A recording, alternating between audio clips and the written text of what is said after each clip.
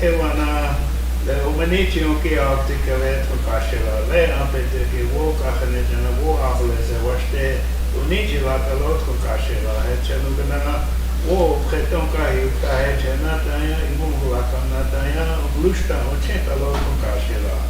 Nakele up at the Kitukta, Wakana. Wakhan, Tekale up at the Yotia Cabbage from Kashila, lay up at the walk and we chose on a wash day, which are from Kashila. Now, occasionally a woman 11 now, she know, we are popular from Kashila, walk and we chose on a wash day, we need you like a lot from Kashila. And I lay up at the Kalena, Ushia Hoalo, or Mitaku asked me.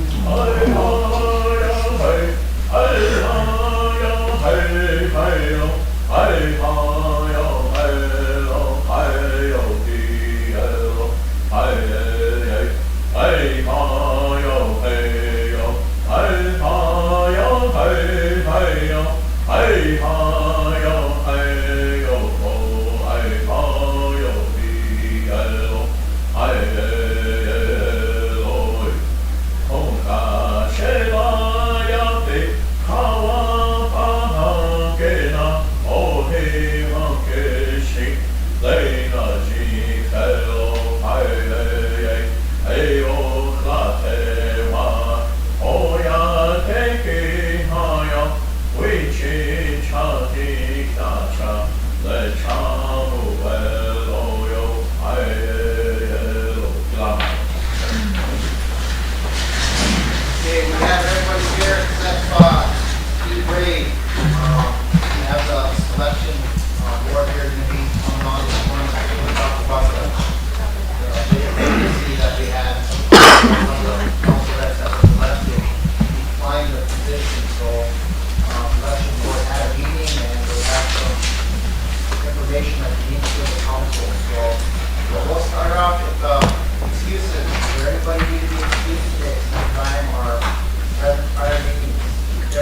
I'd like to leave at noon so I can get some things done.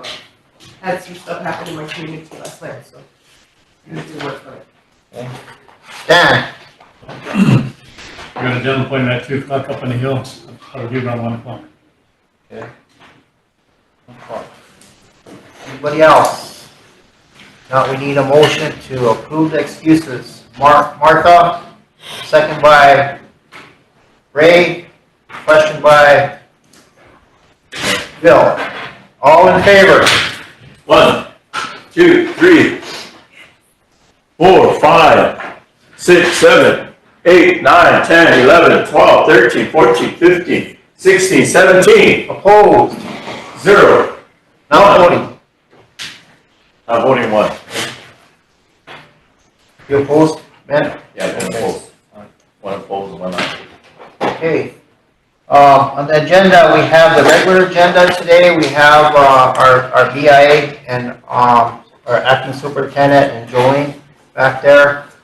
We usually, if they come early, we usually get them on first. I think Jolene has something to do, so she's hoping that we get her on right away. When we get to my report, I don't know if you just want to skip to past my report, and I'll go back to it after we select committees. You guys want to talk about committees during the secretary's report, so I think we need to do that right away. Get the committee selected and move on, so we all know what we're supposed to be doing with committees.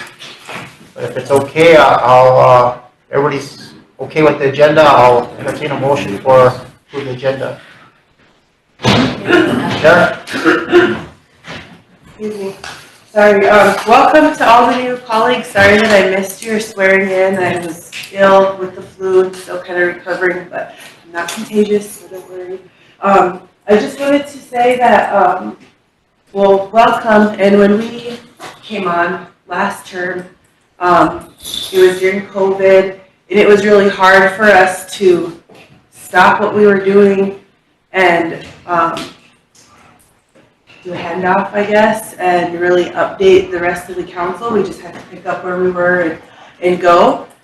So I'm really hoping that we can take some time during the council meetings. I know we have business that we need to do, but I think it would be really good if we bring some of the new council up to date on some of the projects that we've been working on, and also some of the projects that our charters have been working on, and for those that are like brand new to council, for them to go through the same Robert's Rules of Order training that we went through as well. So I just wanted to address that because I think it needs to be done, and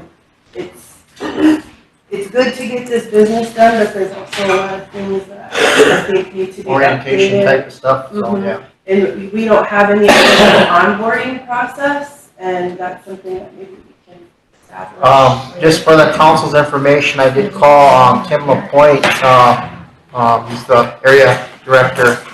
And I asked him if he can provide us some type of training through the BIA and asked him for some monetary, some money to provide training. And he said that to write him a letter and he would get that out to us, but it wouldn't be until October, 1st October, the new fiscal year, where he can help us with some type of monetary. But we can do that. If you guys want us to set up some type of orientation right away, I should have been on it before that, and I apologize for doing that. I should have been thinking about this before we even came aboard. So I know the BIA is willing to do some training, and they bring down the team and talk about contracts and budgeting and whatever else they provide for us. But they would be able to do that within 2 weeks' time, or maybe even next week if it's possible, if you guys request it that way. We also had Ben Nuvumsa from Kiva Institute last time we had the new ones come in. He provided a good training. It was on roles and responsibilities, and he talked about different things about tribal government, how you conduct yourself, and all this kind of stuff. So I don't know if you guys want that again. I can contact him and bring him in. We also have a lot of people that can do that training for us too as well. I know one of our secretaries is very well versed in the Constitution that can provide that kind of training. We have people that are very knowledgeable about ethics code and that kind of stuff. So if you guys want me to look for somebody else locally, I can do that. I can use Kiva Institute again. I can call the BIM to give some type of training as well. So. Our secretaries can provide it. I think that would be good. And also like PIP, Partners in Performance, and broadband. There's just a bunch of projects that I think that we have to shape. I was gonna talk about some of that stuff when I give my report too. So okay. Got Kathy, Ben, and Lila. Good morning, Council. I'm glad to be back after being gone for the last 3 years and ready to start in and get some business taken care of.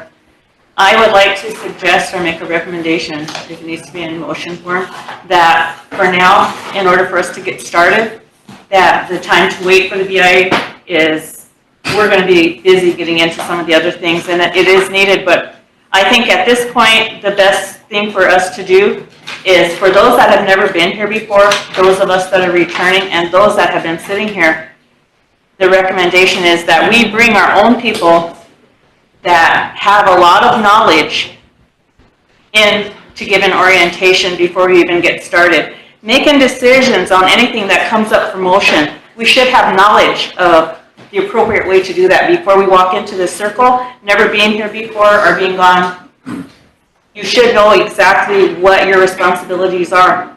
What making a motion and voting on that motion carries into the future. So before we even start doing that, we should have that knowledge.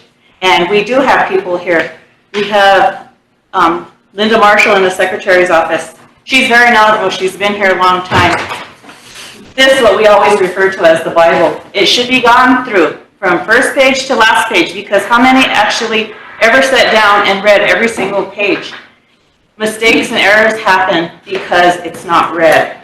And I feel strongly that it needs to be gone over. When you're getting an education and you're going to school, whatever level of education you're getting, you have your textbook, you have your instructor, and you learn from what you're being taught, from what you read. And so for us to all thoroughly understand what our responsibilities are on this floor and how we should conduct ourselves, we need to go through this before we even start. Yes, business is at hand, but we need not make mistakes in conducting that business. So it's my recommendation that we arrange for our own people. We have a few people that are very good on the ethics. Ethics is very important. One of the things we as council do, and our people look at us for this, we police ourselves. If there's something that's occurring here in this circle, we need to take care of ourselves because we're the example, we're the leaders of this tribe, and decisions and how we present ourselves, how we respect each other and respect ourselves, that falls under ethics also. So if I need to make it by motion, I will, that we have our own people come in first, and then we can have the BIA and the other entities come in and do the trainings. Because I sat through the trainings before twice, and the people we bring in from the outside, they're not from here. They don't thoroughly understand how our people think and how our people conduct themselves. And so the knowledge that they bring is a level of off-reservation. It helps for the business part of it, the ethical part of business, but for us as tribal members, we should have people that are experienced, that have been here before, come in and do like a training with us, an orientation with us. What's in here is very important. When you're changing an ordinance, what are the policies? What are the steps you take? Does it go to the people? How many readings do we have? Things like that. We need to understand. Those that are new that have never sat here before, they need to understand that. So with that, I'll make a motion that we go with our people first to do an orientation before we even start making these decisions. We'll start looking for that. There's a motion on the floor. Need a second? Lila? Any more discussion? What was the motion? To approve the agenda? No, to start looking for local people to give our training before we let the BIA and then come and do their training. So, any more discussion? Need a question? Great. Great. All in favor? 1, 2, 3, 4, 5, 6, 7, 8, 9, 10, 11, 12, 13, 14, 15, 16. Opposed? 0. Not voting? 1, 2. Motion carried. I'll start looking for the people and bring them in. We'll start Thank you, scheduling them. Council. So, is there anybody else have any questions on the agenda? We need to approve the agenda. Motion to approve the Motion agenda. by Sheriff, second by, oh, sorry about that. I skipped over Ben and Lila. So go ahead, Ben. Okay, well, I guess I just wanted to reiterate, I think what Kathy just said too is that, you know, when you come on here on council, you already should have a knowledge about what we're doing with the government already too. So those are things that I would say, when I put my name in here to go run for council, this is what we should already know. A lot of things about law enforcement, healthcare, you know, education, all this type of stuff. So it's kind of a, you know, to me, I'm just kind of thinking, you know, I know I'm new to this, but of course, all the stuff that's out there, as far as like all these other entities, you know, we should have knowledge on it already. So there's really no reason for us to go through type of training like that. I mean, unless your first time ever, like you did do haven't gone to any committees or never been on any boards, have been on any, you know, been a chairman of any type of boards. I mean, this is where you're supposed to already know this stuff. You should already be here and ready to run, ready to go and do things, make these decisions. You should have knowledge about all this stuff. So I'm just kind of, you know, stumped that we have to go reverse and say, well, we got to go start doing training again on how to make a motion and how to second and stuff. I mean, I'm kind of stumped on that. It frustrates me a little bit, but you know, that's just something I want to reiterate with Kathy. So that's all I have. Lila? Thank you, Chairman. Good morning, everybody. It's good to see all of you. I want to say thank you again to the people for their trust in all of us sitting here today. And I'm also glad to be back. It feels good to be here, everybody. And just a reminder that we are a unit. All of us, right here. We are one council, one unit, one body. And that's how we have to think when we come here. Thunder rolls when we're sitting here. That's when we execute people's power. They gave to us to make those decisions. So I don't want to rush things. That's not how I work. It's not how we should work. We should discuss things. I know the Bureau's here, but, you know, I have an issue when things are rushed. Not saying that we're disrespectful, but decisions have been made here that were not good. Robert's rules of order, Robert hasn't been here for a long time. I don't know where he's at, but he sure hasn't been here. We need to go back and we need to follow our rules, our policies. This book here, everything that's in here, there's ordinances here, there's things that weren't passed yet. There's things we need to talk about and discuss. It's very important we have those discussions because when we go out there, maybe in Spring Creek, we're dealing with something, but you don't know about it, they're gonna confront you. You should have an answer. Don't say, I don't know. You don't ever say that. I was told that. Do not ever say that. You don't know. You should know something. The other thing with that is, you know, people that get uncomfortable, but I'm gonna talk about it. There's texts, there's groups. We gotta be careful, you guys, how we use our communication tools. It's not good when we're having group texts with certain people.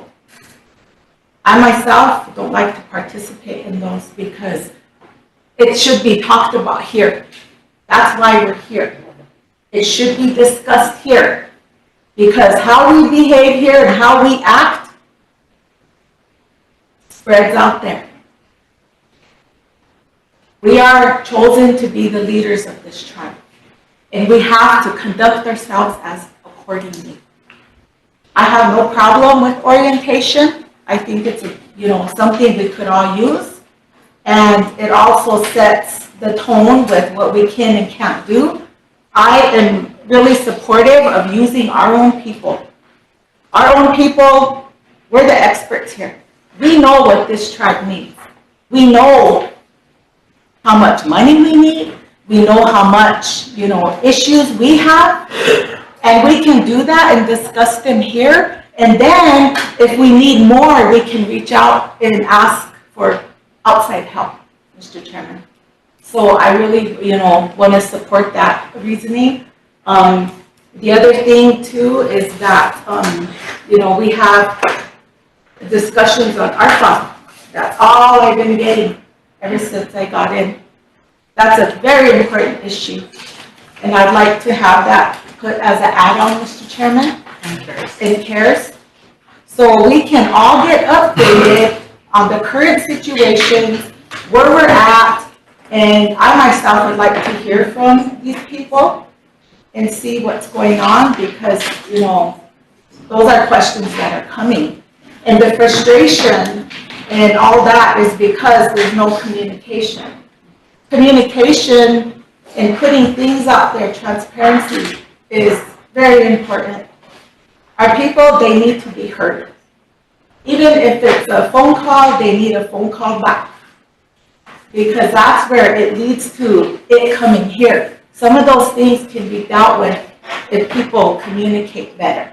It won't have to be dealt here or, with the chairman all day long, We have to have that communication with our people. They leave their email, they leave their phone numbers. And maybe letters, I don't know how it's done, but we got to follow our communication process, just like we have to follow our chain of command. I want to bring up chain of command. We are the last ones people come to. They have to go through the chain of command, and then if that doesn't satisfy, then there's that policy and process. So these are just reminders that I wanted to tell everybody. I'm really, honored to work with you all. It's really going to be a challenge, but we got this. And I'm here to help. I'm here to bring what I know. I'm a big one in child welfare, social services, the money issues, you know, the passions that we all have here. We have to support each other. So those are just reminders for myself that I wanted to throw out here, that our policies, we have to follow policy. We have to follow our rules. Without rules, bad things happen. And we've seen that. And we gotta go back to those things, and we gotta learn to communicate as 20. I might want some, and I'm gonna have to persuade the other 19 of you, go my way. You know, so we gotta work as a team and take care of our people. Thank you, that's all I wanted to say. Also a reminder, council, that I'm going to try to stay on track. So, like Robert rules of order, 3 minutes. I'm going to give you 3 minutes to discuss it. We try to keep our agenda moving like that. So, thank you. Is there anything else that needs to be added to the agenda? If not, I need a motion to approve the agenda. Chair, second by Ray, question by Micah. All in favor? 1, 2, 3, 4, 5, 6, 7, 8, 9, 10, 11, 12, 13, 14, 15, 16, 17, 18. 18. Opposed? 0. Not voting. 1. Motion carried. Okay, well, let's, I asked the council if we can start with BIA. We can go with Jolene. She has to leave early. Her report's not very long most of the time. She just gives us some numbers and then she's out of here, so. She's very long-winded. Yeah. Yeah. We'll be here till lunch. She's provided it as well. You might want to let the council know what department you're in and that kind of stuff. I never remember, so.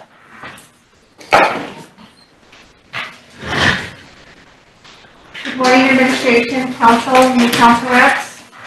My name is Jolene One-Star. I work for the Bureau of Trust Funds Administration, formerly called Office of the Special Trustee. I'm the fiduciary trust officer for Rosebud, Yankton, Santee, and Winnebago. Every month I bring the tribe, TLEs, and the Ilka recoup account dollar amounts to you, and a listing of how many whereabouts unknown individuals that we have. So if you have any other questions, you feel free to ask me. Right now, the Rosebud Sioux Tribe general account, we have $1,229,258.90. TLE's account, we're saving at $4,511,251,025. 25 cents. 155,000? $4,511,251.25. And the ILCAR recoup account, that's up to $9,220,072.22. And I ran a report this morning for our whereabouts unknown. Those are individuals who have IM accounts that have a restriction on there now because they either had a return check or statements that are mailed out got returned back to Albuquerque, so we tagged their account as whereabouts unknown. For Rosebud Sioux Tribe, we're sitting at 2,617. Now that's up from last month, and I'm thinking it's because statements are being returned and that flags our account as whereabouts unknown because it wasn't picked up. We do have the whereabouts unknown link on the Rosebud Sioux Tribe website, which is, I got on the website, it's kind of hard to find, but I was wondering if we could maybe put it on Facebook too, on one of the Facebook posts that the tribal council does. People check Facebook a lot, and they'll be able to see that link and search their name or their relative. Sure. For sure. Chairman, would you direct IT to do that, please? I sure can. If she gives me the list, we can work with IT and they can put on our communication site, so. What other places you post that? It's just a link,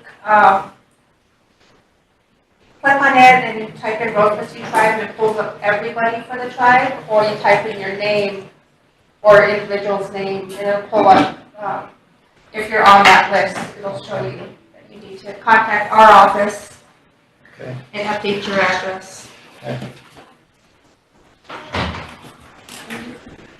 That's my report for today. Like I said, it's not very long, it's short and sweet. Are there any questions? Go ahead, Kathy. Thank you. Jolie, could you email a copy of those figures? Yeah. For our record? Yeah, I can, is there an email? You can email it to me and then Okay. I'll forward it to them. I'll send it to you, thank you. I can do that before the morning of this meeting? Yeah, that would be good. Okay. It's good to keep, track. Yeah, okay. Any other questions? Anybody else? If not, thank you, Jolene. Okay. Motion to approve the report. Motion to approve Jolene's report, second by Lisa, question by Ray. All in favor? 1, 2, 3, 4, 5, 6, 7, 8, 9, 10, 11, 12, 13, 14, 15, 16, 17, 18, 19. Opposed? 0. Not voting. 0. Motion carried. Thanks, everyone. Thank you, Jolene.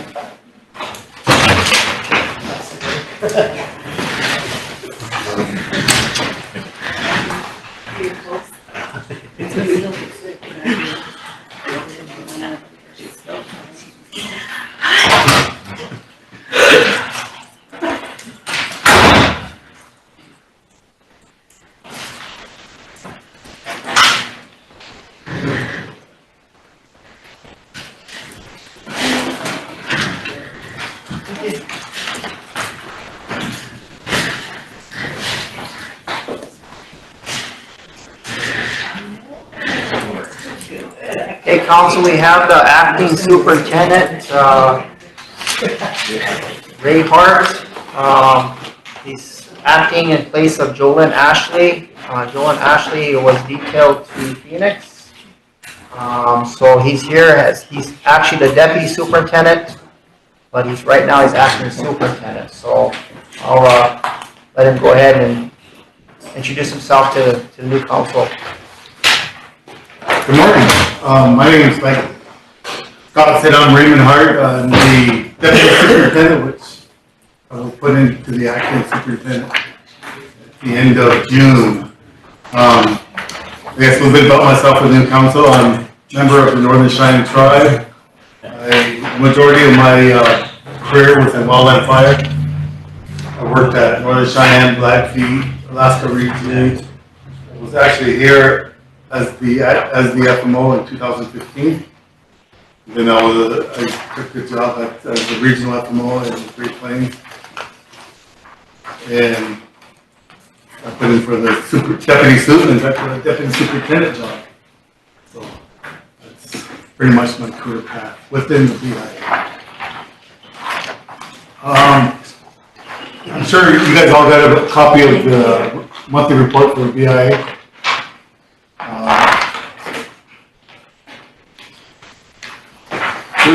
We had a need, we have that secretarial election that the tribe was moving forward with.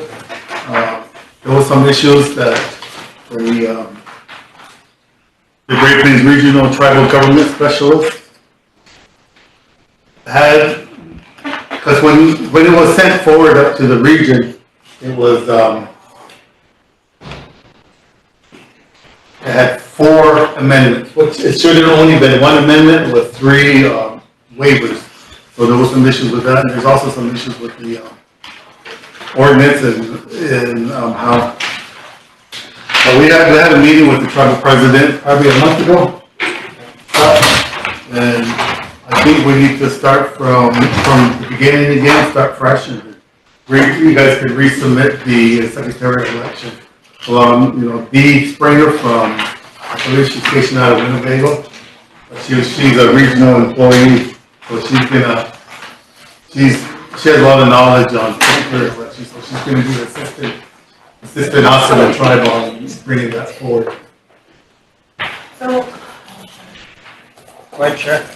Did you say resubmit? Yeah, that's pretty much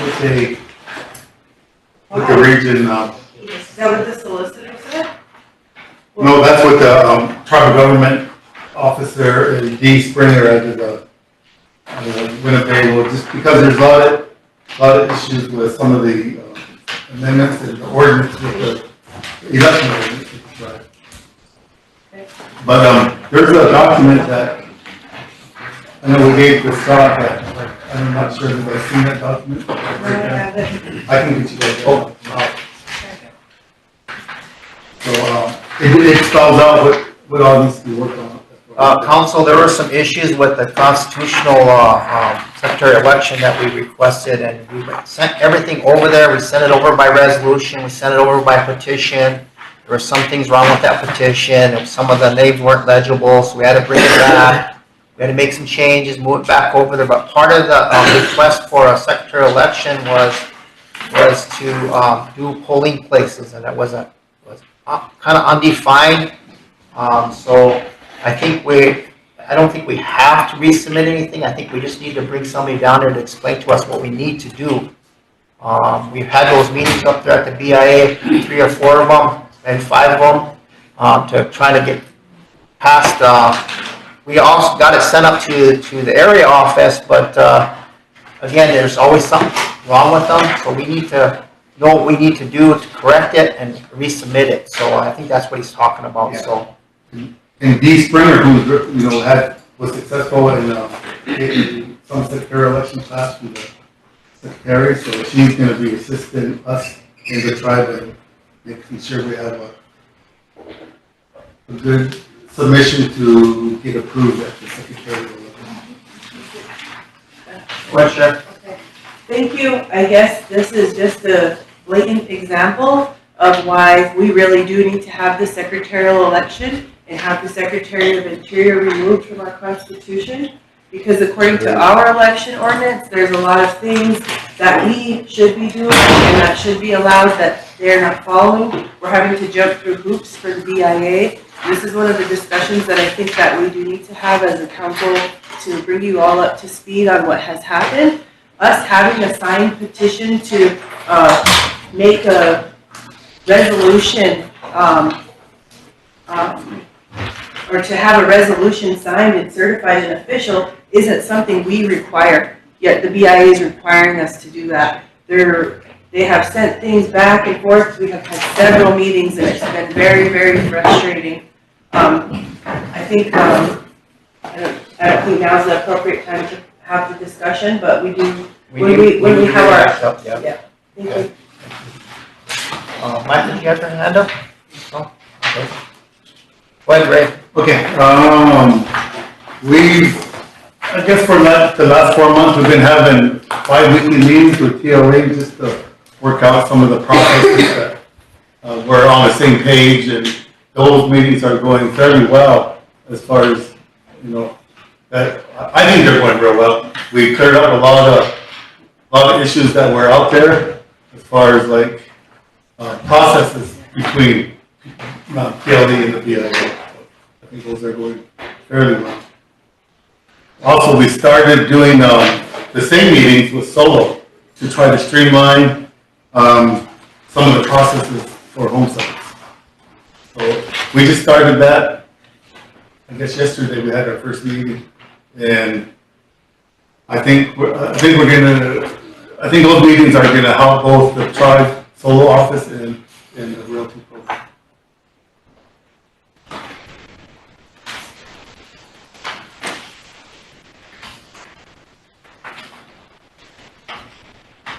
I've also participated with a meeting with Solo, and the BIA has hired a contractor to help with the ARNT plan that Solo has been charged to rewriting. So it's a 10-year plan. It's the tribe's plan. We're just kind of have this contract just to assist them. So you guys should be seeing that here shortly too. They're currently working on it? Yep, they're currently working. They've been having meetings at least once or twice every 2 weeks. Lisa, go ahead. Good morning, council administration.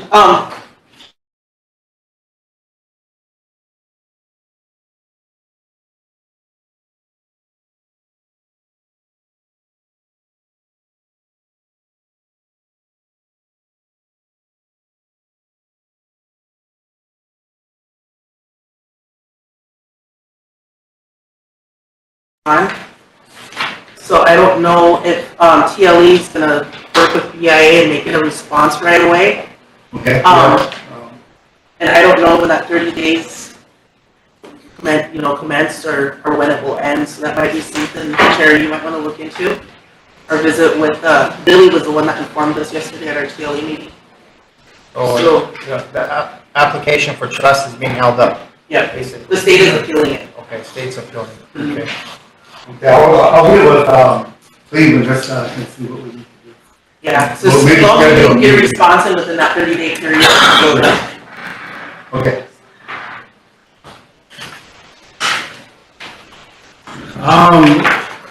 Going on to administration, we have several positions open. Realty has one realty assistant, which we did receive a search and made a selection, so I'm hoping that position will be filled here within the next month or so. We have a forestry tech GS5 with wildland fire. Also we have we have a lot of positions that are vacant at the fire program. We have no FMO, which is being advertised. We have no wildland fire operations specialist, which is basically the assistant to the FMO. No field specialist, and several. We requested through bill funding to have a field crew, which was approved, so we got those advertised, so we're hoping. We've been advertising those positions all summer long, and it's just, we're not getting any applicants. We had one applicant, but we'll have to rescind that one applicant. Is no longer available. What took so long for these jobs to come up? Like, going back in the past, I've been actually trying to apply to be a firefighter for many years. And I just want to say that I've been here for 7 years, and for a long time, you guys waited until this year to apply these applications. So what took so long?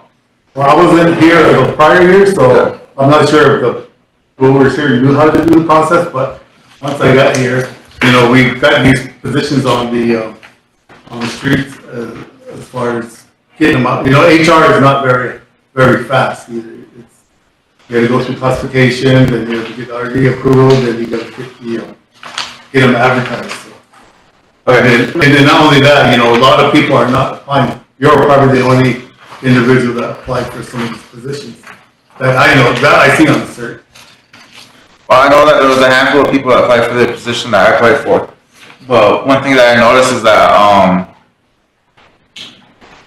we pick and choose who we want to work for the VA.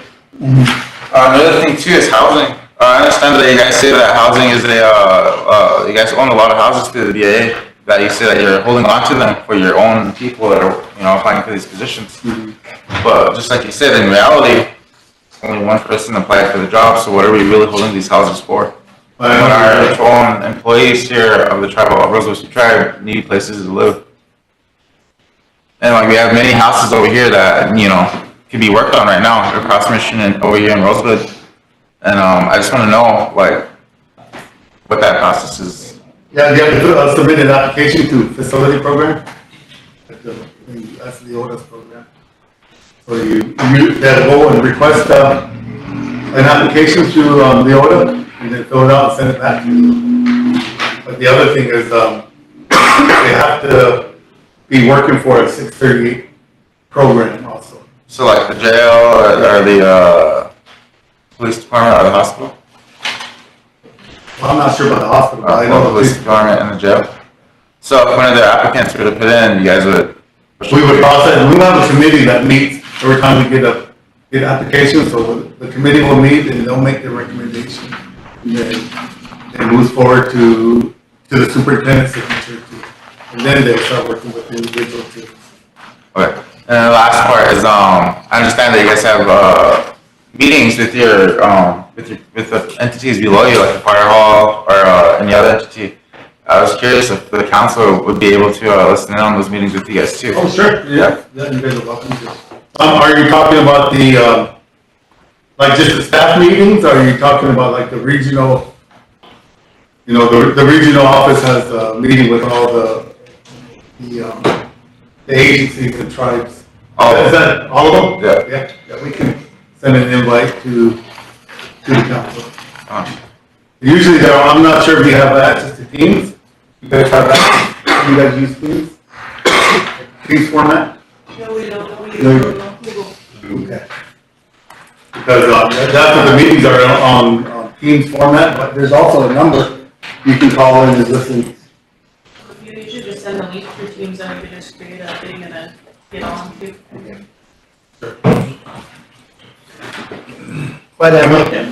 Sorry. Thank you. Hello. I just had a clarifying question on the announcements here for the jobs. They're all listed as forestry, and I was just wondering if that was limiting the scope, like for prescription fire. Forestry tech? For example, for prescription fire, and I'm just asking because I know there's a lot of movement right now pushing for better management of our grassland conservation and restoration and things like that, and fire is and should be playing a really big part of that. I know in the past we had completed one prescription fire and it was great, and then the big longhorn fire kind of got everybody a little bit fire shy a little bit. But I just had a clarifying question as far as if somebody was hired to make that forestry technician, would that be able to be expansive beyond forestry or timbered area, or is that limited to the forest area since they would be a forestry tech? These jobs are for wildland fires, so you know they're hired to respond to wildland fires, but also they can do field work too, like prescribed burning, like you mentioned. And that's what I want to start pushing forward, is to a lot of more prescribed burning in the timber, just to clean up some of the old fire stuff and the down woody that's already on the ground, just to clean that up in the forest. But also, you know, it can do a lot of good in the range units too. But once we do like a burn in somebody's range unit, you know, we're gonna have to rest it for at least a year or two, just for it to come back. And I just ask you because, like, I'm sure you've heard of the new prep program, and I think with that, there's also a lot more funding, hopefully, and support coming from the USDA and other partners that we can, you know, piggyback opportunities like prairie restoration through fire and things like that. So I was just asking. You know, once we get a project, say some range unit, we can submit that into, which is called NIPORS. It would go all the way up to NIST to get approved, and it will get funded to complete that project too. Thank you. Chris, quick. So I understand that you guys are having, positions flagged for, fields, like you said. Is it true that you guys need to come up with fuse plans, in order to move forward with that, like when you do get them? Like plans for your fields project? Like for the project itself? Yeah. Yeah, they're almost done. We have a programmatic mechanical plan that would cover the whole reservation, and also a programmatic prescribed burn plan. Right now, they're in a technical review, so that should be completed within, I would say, in a month. In a month? Yeah. And when you get those plans, can you present them to the council first? Yeah, we're going to take them to Land and Natural first to get their blessing, and then it'll come to the council for your guys' concurrence and approval. All right. Sure. Okay, now we have two rangeland management specialists that are in classifications right now. We have two students that we're hoping that they would apply for these positions. They're currently being paid at a Pathways program with the range department. So hopefully we can get them to apply and they meet the cert and get selected. We're also going to advertise a staff assistant with Indian Services. And that would help out with burial and just the Indian Service, like self-determination and the AO, Administrative Officer.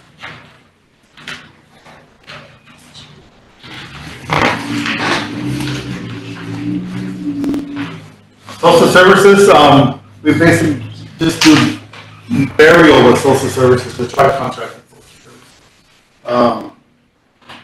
For the month of August, there were 10 burial assistance applications taken and approved for the month of August. 9 of the payments went to the funeral homes, were processed this month, totaling $29,848.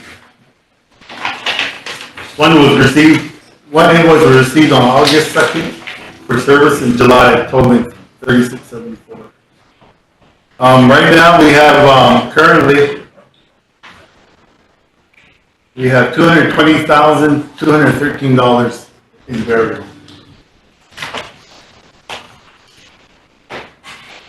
Any questions on as far as the burial and social service program? I got one. Ben, Go ahead, Ben. how long does it take for that funeral assistance, that burial thing to process? Once they come in and do the application, it's very fast. The person that we have in that position is really good at her job, and she processes and she sends it, and I sign them pretty fast. But once we get the invoice, is when we send the money to the funeral. Okay. And then the funeral home actually understands that that's a process that they have to take before they get to, okay. I believe before I was here, they had a meeting with the funeral homes, and they worked out some agreements and some processes, so. Okay. Yeah, I know, that's one of the reasons I've had some concerns with, I know we had our own funeral home here in Mission, I think at one time, and I think it went under of some sort, I don't know the full extent of it, but of course it wasn't floating as it should be, so the one at Valentine is one that's taking on a lot of the brunt of it, so I'm just thinking that if we have enough people out there who understand what the process is to submit it right away, I think that's kind of what I'm thinking, so. But that's why I'm thinking, how long is that process going to take before they actually get it? And then the funeral homes is going to go along with it because they know that they're going to get paid. So I'm just making sure that that process is in a timely manner so that everybody gets paid. Because I believe they get a copy of the approval letter too. Yeah, along with the tribe. Okay. All right, thank you. Lisa. Are your offices at the BIA fully open to the public now? Yes, we are. Yeah. Okay. As of the 5th, we are fully open to the public. We have one door open, and that's the southwest door. And the public's free to walk in? Yeah. Okay. Last month, we had a funeral and we had to stand outside and fill out the applications. Oh, yeah, you can come in and they go down and go see, like the person that deals with, or whatever program there. Yeah, we're open fully to the public. And I believe I sent an email out like the week prior, or the Friday prior. Facilities, we were working on, the building, the reason we opened so late is because we're getting our building replaced, and we didn't want to have any impacts to the public and the construction going on at the same time. They finished up the replacement of the roof, and so now we're open to the public. Did anybody know activities with the He Dog School? If you guys see it in the report, the reason why.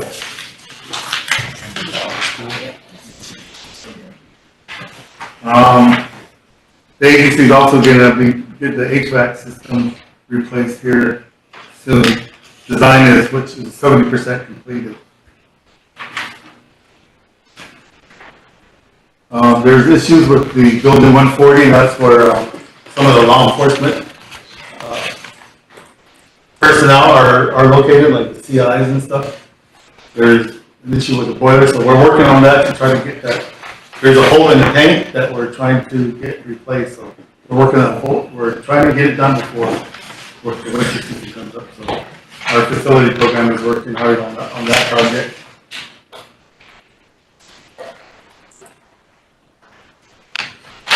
Lisa.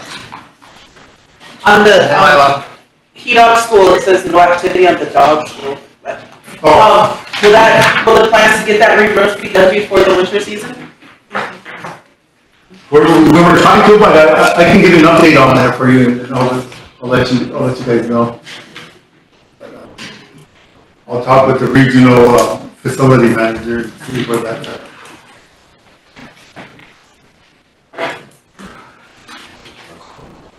Go ahead. Thank you, Chairman. Thank you for coming, Ray. I have a question here on the compounds on the housing. It has employees doing groundwork on the compounds at Mission and Rosebud.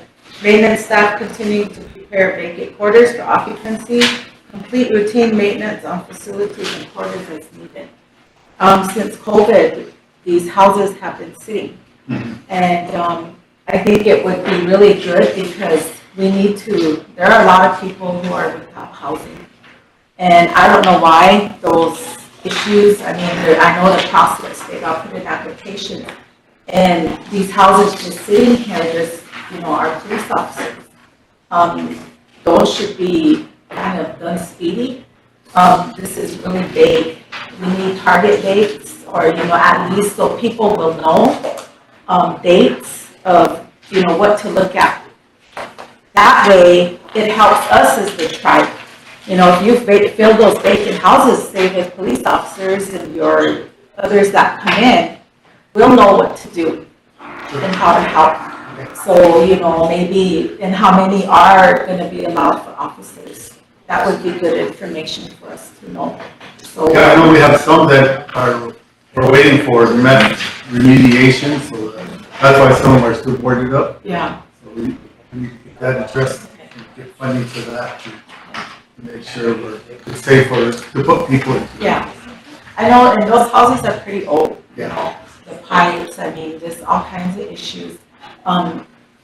Do you guys have any idea of like the total renovation, or are you guys just doing cosmetic stuff? Right now, it's just cosmetic, just because we don't get enough funding Yeah. to do all those, complete remodels. Has there been any talk of maybe those units being given to the tribe and you guys find more funding to build more houses? You know, I know there was that, it's listed on here, the Rosebud pilot project, that was okay, one of them that was, where we remediate some of those, houses, and then, once it's safe to give to the tribe, that was the project for this. But that comes to a standstill, and I will follow up on that. okay, See if where we that's can continue that Sure. with our chairman, and our admin people as well as council. Housing is really, really a big issue and we need to get on that and we need your guys' help. Because, there are people who do wanna come and work for the Rosebud Sioux tribe.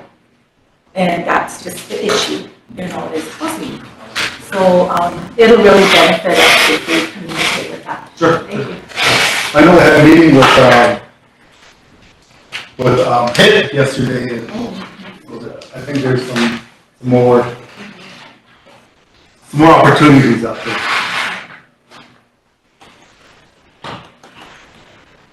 Any other questions on facilities?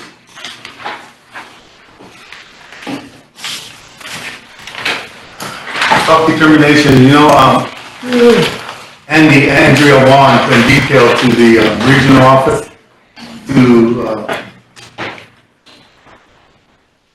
as the manager of the self-determination program up there at the Great Plains Regional Office. She does a great job. Even here, she even helps here yet. She's still managing the regional self-determination. And she's, you know, she's a great asset. Told her she can't, she talks about retiring every now and then. But, we also have another person that works in self-determination. She's going into that lead that Andy took. So she does a great job, you know. Andy has a good program here at Rosebud. They have no issues with self-determination. Just a reminder, the fiscal year 2022 single audit for period ending September 30th, 2020 is now delinquent because we haven't received the audit for that period.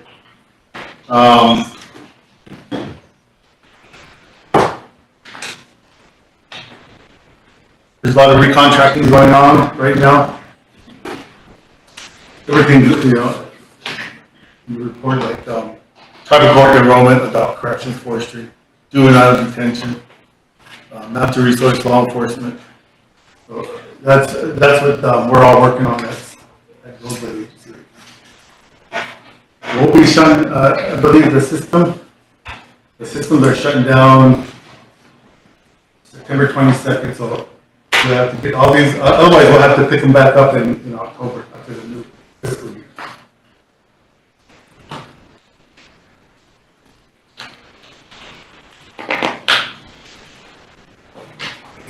What, Kathy?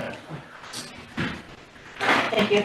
So Ray, where you're saying, this report is delinquent for September 30th, 2022, the next paragraph where it mentions all the programs, so these programs are the ones that are delinquent and getting that reported?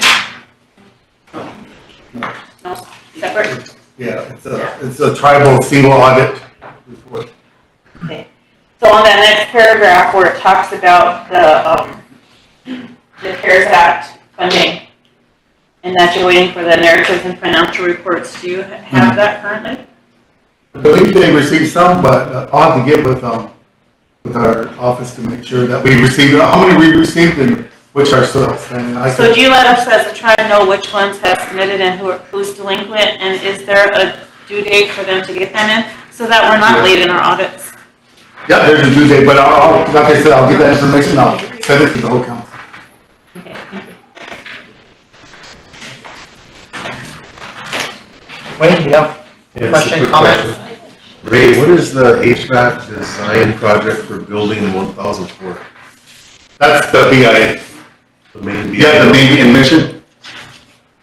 Okay, thanks.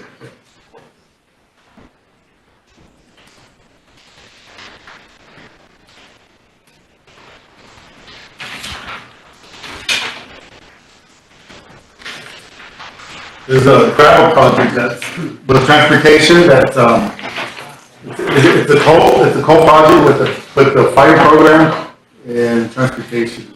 It's just, there's a lot of issues with, some of the fire trails washing out, so we're putting gravel and trying to protect some of that stuff. So that's what it's I believe there will be a resolution coming up here, either today or tomorrow, I'm hoping, so we can get that money, sent to the tribe to complete that project. Dan? Travel project, it's just some Corn Creek, Travis can come out of Corn Creek, right? As a community, we're putting it, we're working on getting that travel for Corn Creek for community use and to generate some revenue. Some revenue? And also the land around it, community use, like that, some of the community members have horses. And maybe it's somehow, maybe the rancher that's leasing it is gonna keep on leasing it, maybe get some revenue or something out, so we can put our stock in there. And that's for Corn Creek? Yeah. I noticed that, that's it for us. Right now, we got a resolution in place and TLE's working on it. It's been in land and natural so far, and it's going through the process. Okay, well, when we have our next meeting with Kelly, I'll clean that up.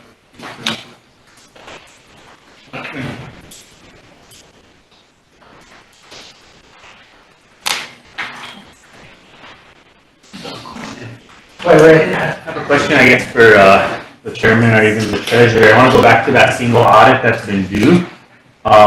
Where are we at with it, and when can the BI expect to get it, so we're not safe? Good morning, council. Just had a Zoom with our auditors yesterday. There was one final report that needed to be sent in. I didn't do it yesterday. So, audit should be released to now since 2015.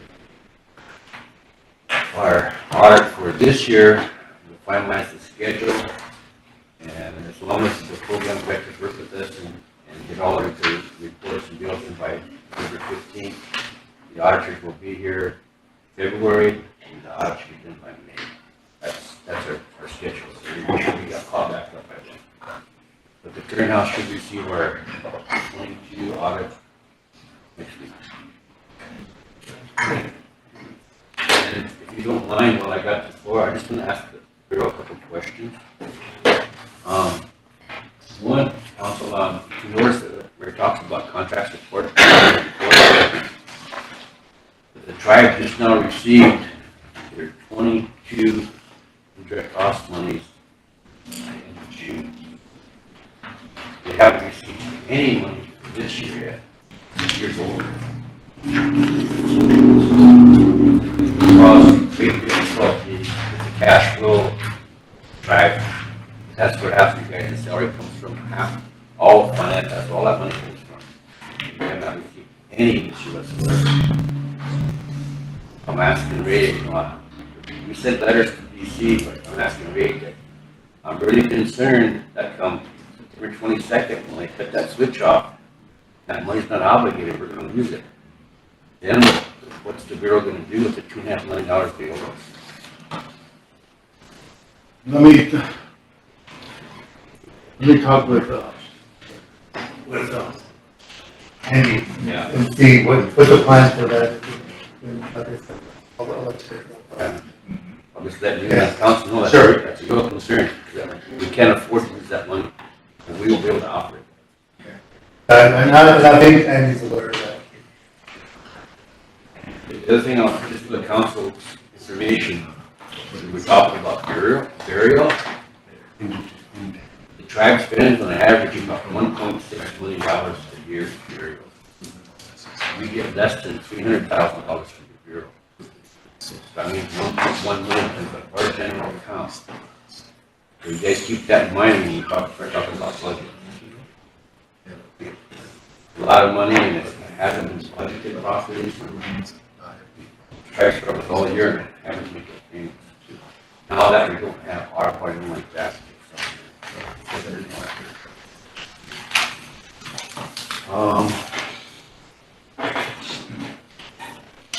On the CARES Act report I'm talking about, all the financial reports for CARES are in, but the tribe received 2 pots of money on CARES. There was this big pot that was given to the CARES office, and that's how they paid out all these individual assistance and stuff like that. And then each individual program got their own CARES award. Every program individually got a CARES award. And these are the reports that are lacking. The individual programs that receive money, those narratives are the ones that aren't in place. And I plan on having a meeting with all the directors sometime next week to go through all this stuff. And that's the report you're talking about. It's not the CARES office, it's office, the individual tribal program.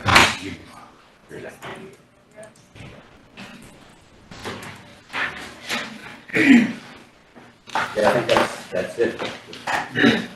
Thanks for coming. Yeah, and I'll find out about that. Wildfire, it's been a real slow season, which I am really happy about. We really haven't had any real big fires here. I think the biggest fire was roughly around 80 acres, which started on trust land, but burned onto, started on fee land and burned onto trust land. Like I said earlier too, we really need our management here at the fire program. We have no FMO.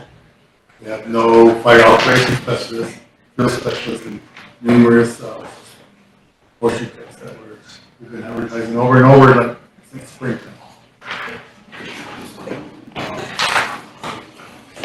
I got Lauren, I got our dispatcher serving as the manager right now at the fire program, which is doing a good job. Right, Lila? My question on these, I remember back when we were sitting here a while back, the structure fires. We have had many in St. Francis, and why isn't the Bureau helping to clean those up? Why do we have to just let those structures sit and they're hazardous? They're just sitting there. I don't know, I mean, I'm sure, I think it's around Rosebud, it's everywhere. There's no cleanup. And do you guys do any support, financial support for that? Not that I know of, but I can ask questions to the region and see if there's any. What you, like for wildland fire, all they do is wildland fire, they Yeah. don't They don't do do any anything structures, else. yeah, just wildland fire, prescribed fire. And if you can find that out for us, if there's any way they can assist us with any of that, any kind of funding, so we can get those areas cleaned up. You know, it's gonna take a group effort, probably with the tribe, the bureau, the, community, the city, or whatever, however it is, but those, it shouldn't be sitting like that, you know, it's dangerous. It's So if you probably could question that for us. hazardous material. Yes, hazardous material, there's those, furnaces, there's propane tanks, that's in the those wall. heater, yeah. And, it shouldn't be sitting, so if they can, we can get some info for us. Sure. Okay, thank you. I know, it's like, after the fiscal year, I know the region's always asking for Okay. extra, if there's any, maybe that could be a request to the region for extra funding. Yes, that'd be great. Yeah, Ray, I was just checking, I was wondering, I know the BIA, you mentioned that, is it just, it's all BIA that don't have, structure fire, it's just wildland? It's all BIA? Yep, all BIA. That was never changed or never considered down the road there? Only because I'm saying is that, we've been on this reservation for decades, probably or years, 1,000 years, and we have houses, we got that through the treaty right? So, to me, I'm thinking, if we got fire here, aren't they supposed to go and put out fire anywhere? That was my question at the time too, though, because I know in the 80s and 90s, you call the fire department because there's a structure fire somewhere, they come and they put it out. But of course, now we have to follow guidelines, and there's a lot of guidelines that are put in place there. So, I'm just curious, is that, to evolve or to adapt, to try to bring in those types of things, Under the wildland fire program? Yeah, or something to that effect, to try to maneuver that around. I know we have our own, because that was brought up again because of that. Now, now there's a conflict in there because again, through that fire last night, there was several people that came in and somebody responded, somebody else came in, another PFD came in, and the BI came in. So there was a lot of issues. And I go back to where I called in, and like in the 80s and 90s, when you call a fire, you call 747-2700. That's fire number. The ambulance service is 2237, and then the police department is 2266. Now we got 911. Now there's a lot of issues with that now too, but apparently to me, I think if we have some kind of, we got to evolve somehow. We got to adapt. We got to at least change that in some way. So if we can get the BIA to, somehow change. I know we're government now, especially nowadays, right now. I'm in my 50s now, and we're still going by the same thing. BIA can't do so much. Why can't they? We can still go to Washington to make those changes. Get these legislative affairs changes like that. So that's what we should be doing. I know it's a small thing, but it makes a big impact. So those are the reasons why I think that it's really harsh for BIA to say, well, we can't do that. We have to wait. And it's really hard to be like, well, you're a firefighter, there's water in here, get out this fire. So those are issues that I had with the BIA as far as like the structure fire, because now all of a sudden we can't do structure. So I'm always saying, why can't we change that? I'm one of those big believers in making change. So if we can change that and move that up the branch, maybe that can come down. But if all BIA is that way, then I guess we're just stuck. Yeah, the whole BIA is that way, Yeah. because if we, our funding comes from Office of Wildland Fire. And that's appropriated only for wildland fire and, field projects and prescribed burning. Yeah. And if we spend it doing, that would be misappropriation of federal funds. I understand that. Making those changes though, Yeah. I'm not saying, bend the rules. We gotta change those rules to make sure we go in that direction. I'm just saying making everything right. Because like I said, we're in this generation now where we have to adapt with technology and everything else. But if we kept saying, well, BIA can't do that, why doesn't BIA go there? From the 70s, 80s, and 90s, BIA was our fire department to go to. Like I said, we had a structure fire, we had grass fire, we have more land than houses now. But again, we've had this problem all these years. So again, in the past, they said, well, call the fire department to come over and put it out and stuff. But now they're saying, whoa, wait a minute, we can't do that anymore. Now there's more structure. Well, didn't they have that before? Wasn't that put in before? So I'm just saying that I would like to see this governing body probably start changing those types of, antics as we move forward to say, well, instead of saying we can't, we gotta start saying we can. We gotta say we move this place. We gotta make sure we move forward in order to adapt, have our BIA adapt. I mean, because again, I think as us legislators here, we gotta make sure that we move forward for our people, to help out our communities, our tribal members, things to that effect. So, but anyway, those are things that really kind of bother me at the time. There's like, oh, well, we can't because BIA said we can't. Oh, geez, why is that now? Now that we have a governmental body, maybe we could. Maybe we should probably start moving things ahead. But again, I understand not to misappropriate any funds. It's just saying, let's adapt, let's make that change, And if we can't, then why? And then, in the past, it wasn't in their PDs, and it's still not in their PDs. Yeah. So, if they got hurt, let's say they were doing a structure fire, they got hurt, the employee is gonna be on their own because they're working on the scope of their PD.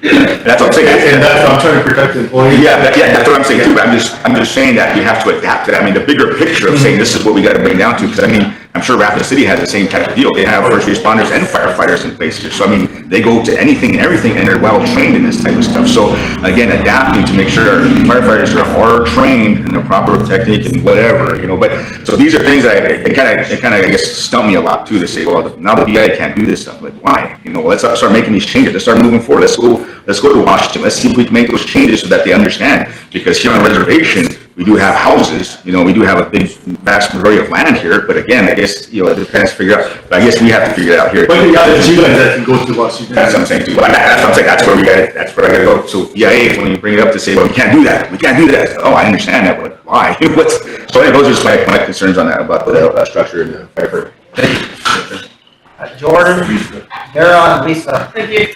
Ray, last time he was here, I asked questions about the BFD's agreement. So, and I understand they were still getting paid from the own agreement. So, did that come forward yet? Still waiting for a response from the region, but I'm gonna push it again here this week. Because I feel like part of this stuff can be detailed to BFD, and they can pay them more for cleanup after. If BIA can't do it, then that's the route we need to go and give our BFDs a little bit more support so that they can go in and clean up our burn units and things like that. But I feel like that agreement has to come first, right? Yeah, because their old agreement, some of the vehicles they have got replaced and they're not on that agreement. Right. But again, they still, if they're working for wildland fire, they still have to stay within the policy, the guidelines of wildland fire. Okay, and then my next question was on the fire trails. So do you have like a maintenance, like schedule for them and things like that? Because I know some of them are being maintenance right now, but there's some of them that the grass is like high, so. Yeah, they're rotated every year. So you they're don't not all being maintained every year. There is a rotation, but also we're waiting for people to clear some of the trails. Okay. Thank you. Yeah. Good morning, Dr. Hello, I had some questions last night in my community. In 2004, actually, a man was murdered, and anyway, the guy's out now. And so last night, it was about 11:30 maybe, I heard some shouting, and so when I peeked out, I see him running by with an axe, chasing someone. So I called 911, and I live in White River. And it's really hard for us over there. I mean, our people die over there because of the 911 situations. And so I called 911 and I said, I need a cop to Swift Bear. And she just hung up on me. She didn't say okay, she didn't say nothing. She just hung up. And then it rang 3 times. And so I just hung up. And I called 856, I called the PD number. Okay, well, what's going on? So it took about 45 minutes for the police to get to Swift Bear. Myself and my 2 kids and the guy that got chased, we had our eyes on that house because the guy had an axe and was standing outside of it. And him and his girlfriend drove through and we had to hide in the dark because he was looking for us with his lights off. And we waited another 30 minutes, almost an hour, for a police officer to come. And because of these policies, they didn't do anything. So that guy's still on the loose. So I'm going to leave from here at noon, and I'm going to go make sure that my community's safe because he chased his own sister's boy with the axe. And so I'm concerned about that because this 911 system that you just talked about, it's not there. Well, you know? I'm just concerned because at our last night natural, we had another person from Horse Creek come to us and talk about the fire department situation. And, well, I grew up in Whitewood, so I know what a VFD, VFD, they run on their own, they get their own, you know, they don't have a tribe to do all their work for them.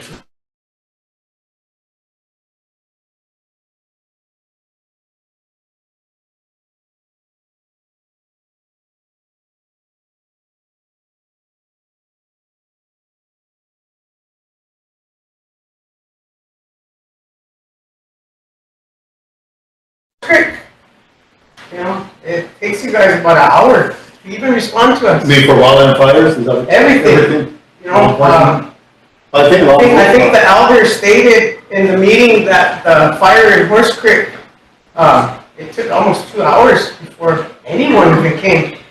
You know, and that's a structure fire, right? No, it was a car beside a house, and it was explosions. Everything was going on. So you know, that alarmed me because oh shoot, the same guy that got murdered, his brothers burned in a house fire, and those are my brother-in-laws, 3 of them. And so when the VFD pulled in, there were a bunch of Washichus, and it was a Super 100, and the 2 disabled guys were screaming for their mom in the back room. We were telling them where to go.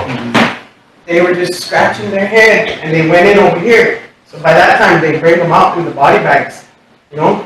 So these issues with our fire department, you know, wildland fire, Wokila, Tanka, I'm proud that you guys are taking care of our lands, but we have people that live on these lands. You know what I mean? And so, when is the VIA gonna bring something better to us in the forms of actual help? You know, because obviously right now our tribal police department, you know, I had to put it on Facebook, a public post for my people to be aware, because the cops ain't doing nothing. He wasn't even picked up. So, you know, I'm scared for everyone. I'm scared for myself a little, because I asked him face to face last night, why are you doing this? We've got kids sleeping here. Why are you doing this? And he just put his axe up and kept walking.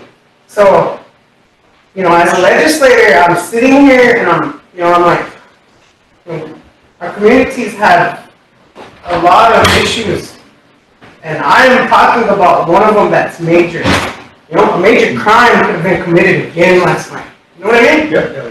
And 911 didn't even hear me.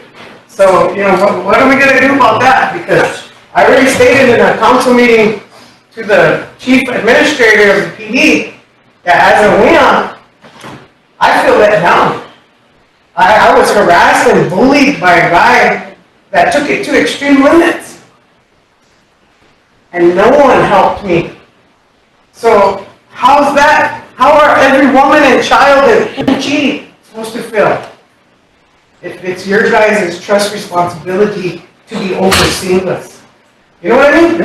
Yeah, I'm confused because if our own tribal government can't do it, you guys are supposed to step in, but why are you passing the buck, you know? I feel like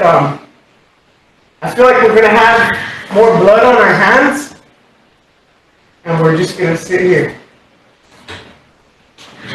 But I hope something. I can answer questions and try to get some responses. Be nice. Last night was scary. I didn't get any sleep.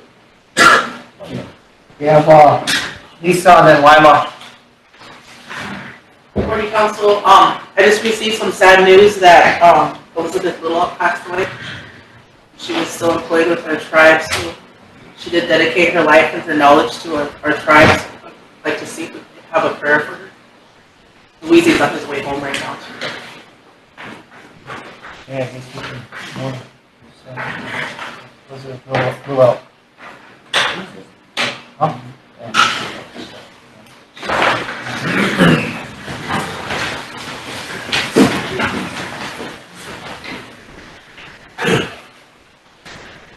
Well, the question of the, I watched it, Choni Egin. Oye, she just Kashla Pixia. Well, then you let to clear Omani take home, one like a picture. A gun to Shina Machata Hitchi would be in Kashla. Chihuahua, Sheila Khan, Kapuja. Well, now Hitchi, Ominichaki, Pixia.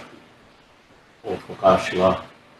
Better Pile Hitchi walk Hitchi when I reach Okasami, Kahichi Kila, Ocean, Upiapo, Chihuahua.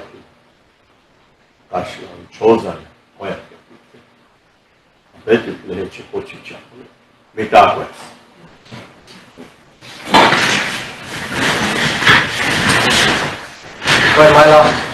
Thank you, Mr. Chairman. On behalf of my aunt, Elizabeth, it's a big loss, a huge hit for our child welfare agency, to our children. She's dedicated her whole life to making children's lives better. And I want us to remember our children. We can't forget them.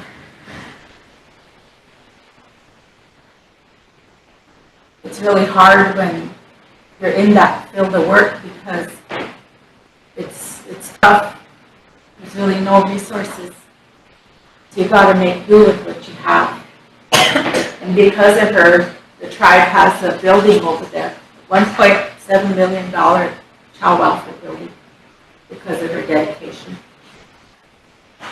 And it really affects me personally. She's one of my mentors. She's my aunt. That Wotakuya, we are losing a lot of powerful people who stood for what they believed in. And I know that this is going to hurt the tribe. So I ask you to take into consideration when child welfare comes here that you listen and pay attention, because it's tough to be in that situation. Mr. Chairman, I have a question for Ray here. Go ahead. Regarding our wildland fires. I understand that the Bureau has not certified our trucks, or they won't help certify our volunteer trucks. I don't think that's right. You guys are supposed to help us, you know, and you're supposed to be that entity who communicates for us. And why would the Bureau not help us in that manner with our fire trucks, our volunteer fire department? That is why we created that whole department, because we had these issues. And if the tribe or if the Bureau isn't going to do it, release that, give us a letter or something, you know, that you failed to help us. And we have to find another way to get those certified. Very important. Maybe the state will come in, or somebody who can we go to.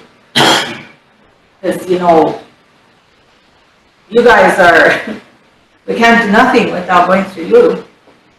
So I really think that, you know, it's failure on their part, that they're not helping us with that.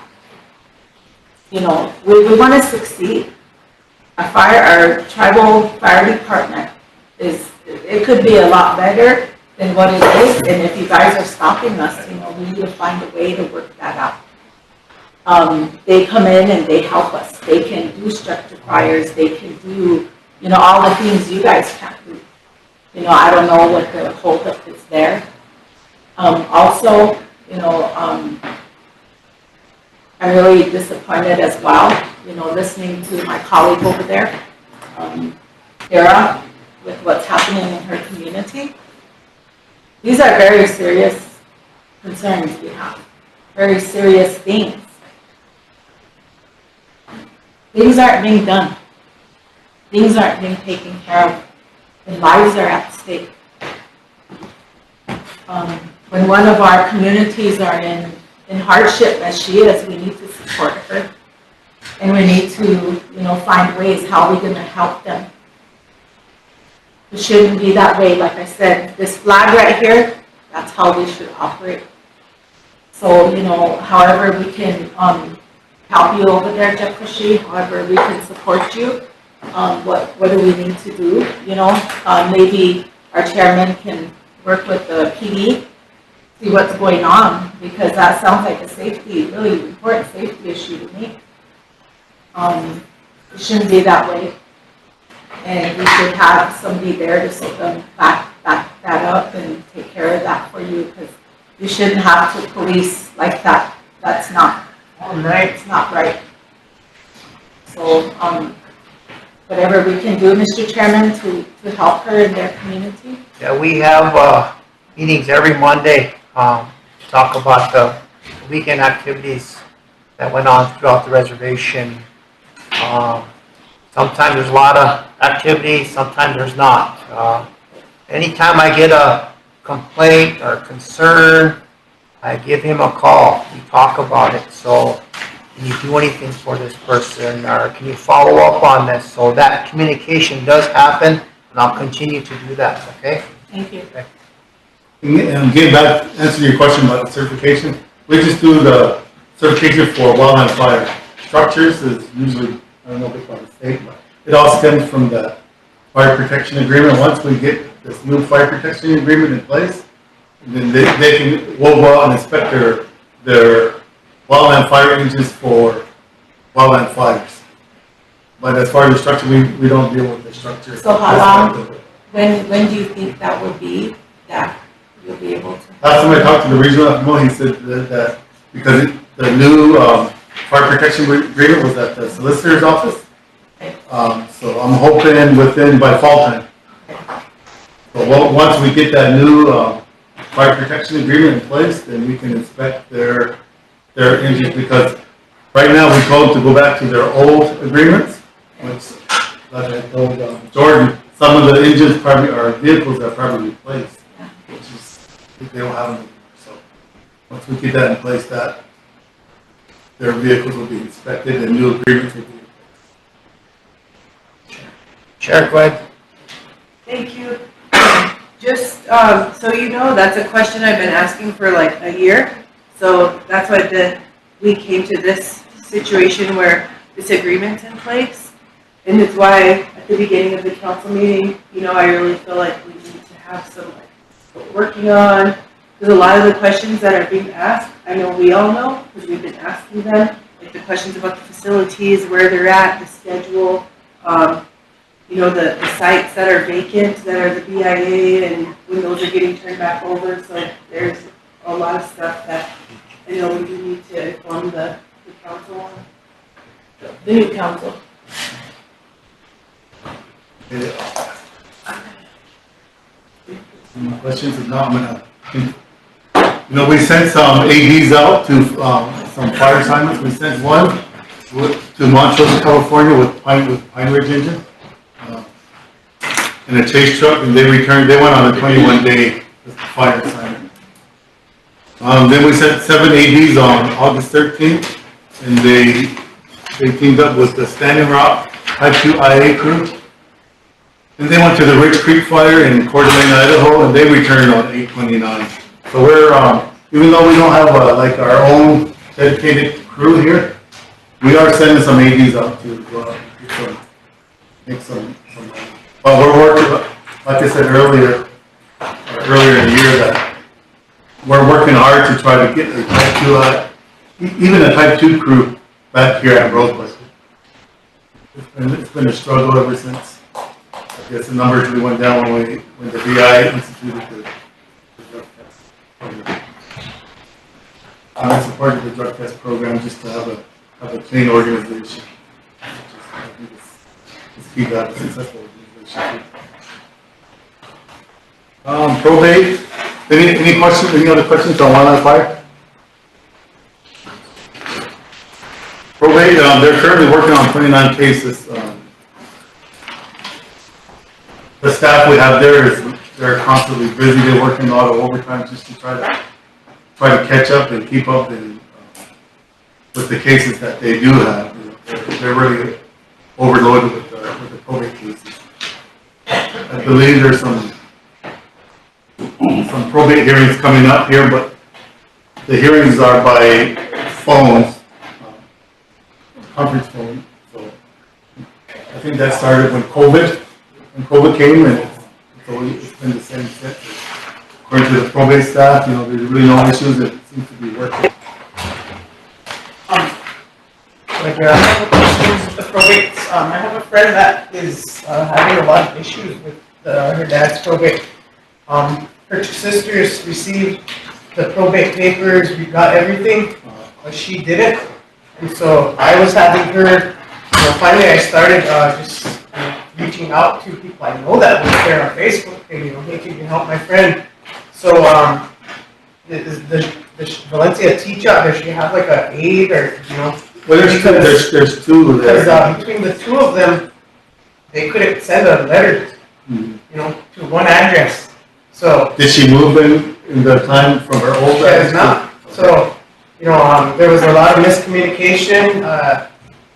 She was getting frustrated on her end, and I just told her, well, a lot of them ladies have been there for Dona, so maybe they're taking their time on it, but so I was worried about that. And then one of my nephews, his IAM account, it's really hard to get into that, and it all stems from the probates. You know what I mean? Yeah. And so it's kind of crazy too, because my niece and nephew and the brother, two of them are twins, so they went in to get new tribal IDs, and one of them came out of full blood, and my other one came out, he's not a full blood anymore, and they're twins, so, you know what I mean? Yeah. So there's just a lot of questions that I have, the miscommunication between the Bureau and, you know what I mean, and here, so. Well, we're open now, if they can come in and see They the. can actually go in there? Okay, yeah, because my nephew, he got kind of buzzed up, and he's pissed off because he ate a full blood anymore. Yeah. And so, that's a hurt. It is, That's yeah. trauma, you know what I mean? That's just like the boarding school cutting off a braid. Someone's taking your blood degree, making a mess, so. I don't know if it has to do with the BIA or if it's RST enrollment, but somewhere along those lines, there's nothing, so. Yeah, just have them come into the office. Okay. Open from 8 to 5. All right. Or actually 8 to 4:30. Great. Everybody got a question, right? When you talk about probate, you're not wrong. Is that what you're saying? Yeah. Okay. So then they're still calling in Rapid City to set up the hearing? Yeah, when they have a hearing, they'll send them a letter like a number to call in with a PIN number. And that's how they have the hearing.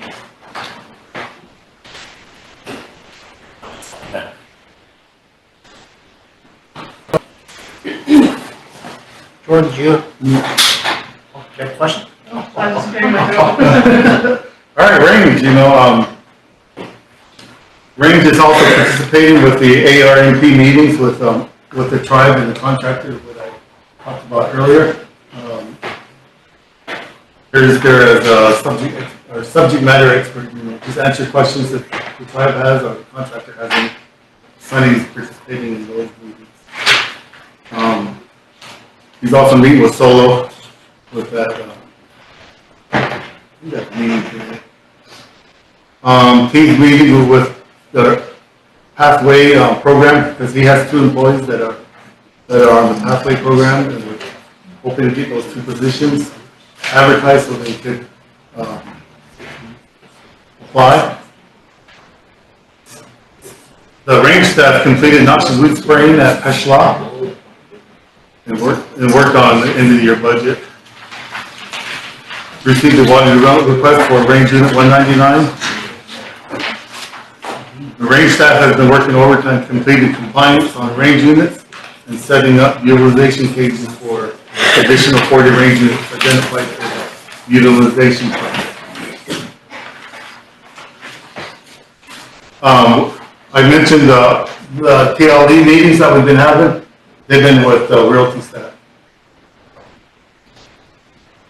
And those have been going good. No really big issues that come up. Just trying to get checks out of the lockbox as soon as they come in. as soon as possible. They've been doing a good job with that. They also met with Gaines Fish Parks Director and completed an inventory equipment at the Petrol site. Like I said, they were working with the appraisal office to obtain validation of the TLE certificates. We'll be meeting with TLE to see if the proposed solution is acceptable. That will present to TLE. That will be our realty officer.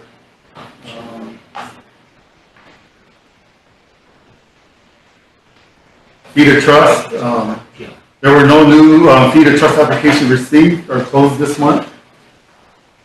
There are currently 3 tribal cases and 1 individual case pending at the agency level, totaling 670 acres. And a total of 799.05 acres have gone into trust for fiscal year 23 so far. Yeah.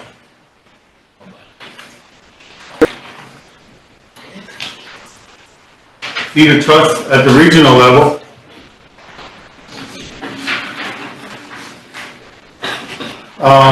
There's a Fairview at 61.40 acres in Meade County.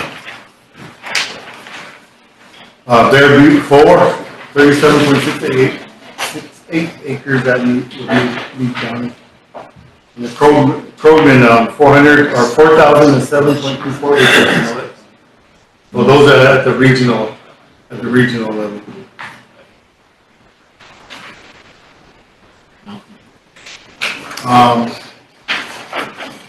Fish Game and Parks came, I had a call from the tribal president. They were looking for office space, so we found them 2 offices at the BIA, so they'll be set up at the BIA for 2 offices. One for the director and one for the 2 staff support. They'll be moving out of their current office into the BIA building. And that's pretty much my report. Any questions? We got Ben and Chris. Okay, I just have a few questions here. I know it says on here, acting superintendent, so how long are you gonna be here on the Rosebud, or how long you be here? You're permanent, or? I'm not permanent as a deputy superintendent. Okay.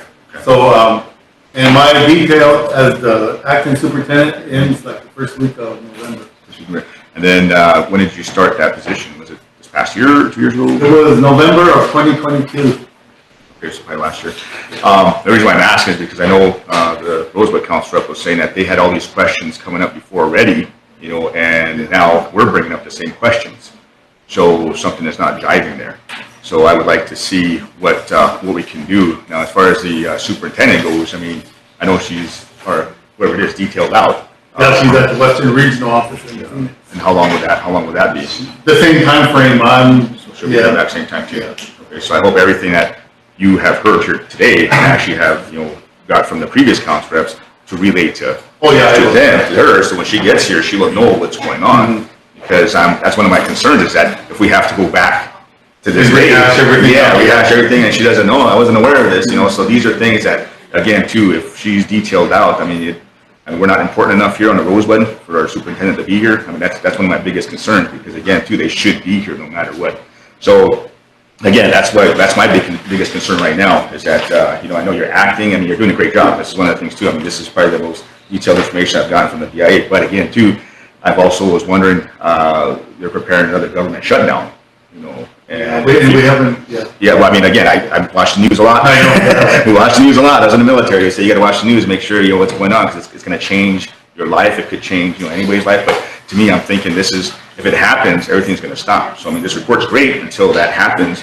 And if that happens, you guys stop, everything stops. Is that what Yeah. See, so that's what I'm trying to say. So contingency plan at the same time too. So we haven't really heard nothing from our higher ups either. Yeah, I just anticipate that, because watching the news in the morning, watching evening news and stuff that goes on in the world. I don't hear too much that goes on here on the Rosebud. Just when you hear on the. So right now we're still planning on hoping that there's going to be continuing resolution. So that's how we're going to move forward until we hear otherwise.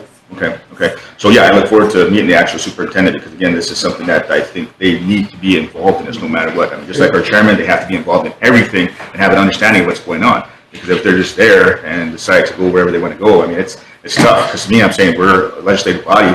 If we're not important enough for them, then we need to make sure that we Well, as long as I'm in the, I'm here at all the meetings, and I'm here at Land and Natural and PLA when I can. Yep. So and I'm gonna be, I know there was a motion for me to be here at all the council meetings, so I'll be here at all the council meetings even to answer any questions you guys have. Okay, that's good. Actually, you're doing a great job, and that's one of the biggest things. I get more informational, but again, the superintendent, that's their job. Yeah. And again, too, for me, I'm always about change, moving forward. We got to push forward. So in order to push back on BIA, I mean, we have a lot of questions, a lot of concerns with BIA. So to me, I'm thinking that superintendent's got to be here. I mean, I know they were over here at the IT department at one time. I don't know if that ever, if they're ever going to come back over here to Rosebud. So in case any of the questions that come up that are pertaining to whatever is addressed quickly in a timely manner. So these are things that I'm kind of concerned about. So again, like I said, if I had an office space, I'm more than happy to come to Rosebud maybe. I think it was 2 days a week that they suggested. Yep. But if there's, right now we don't, besides fire, we don't have any office. Okay. Yeah, those are one of the things that I have. I mean, again, too, we got to meet with our other colleagues to say, well, we already brought this up before, and here we are again. But I don't know how long they brought it up. Was it maybe last year or 2 years ago? Maybe. Well, I think the superintendent's aware of those issues. Okay. So yeah, those are things that I guess those are my concerns. So again, that's just what I wanted to make sure, because I know it says acting superintendent, which is good, doing a great job. That's one of the detailed reports that I've actually seen too from that. I mean, for me coming up from BIA. So again, thank you very much. Thank you, John.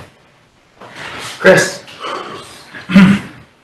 First off, I'd just like to, I forgot to do this in the first time, is apologize to all my elders.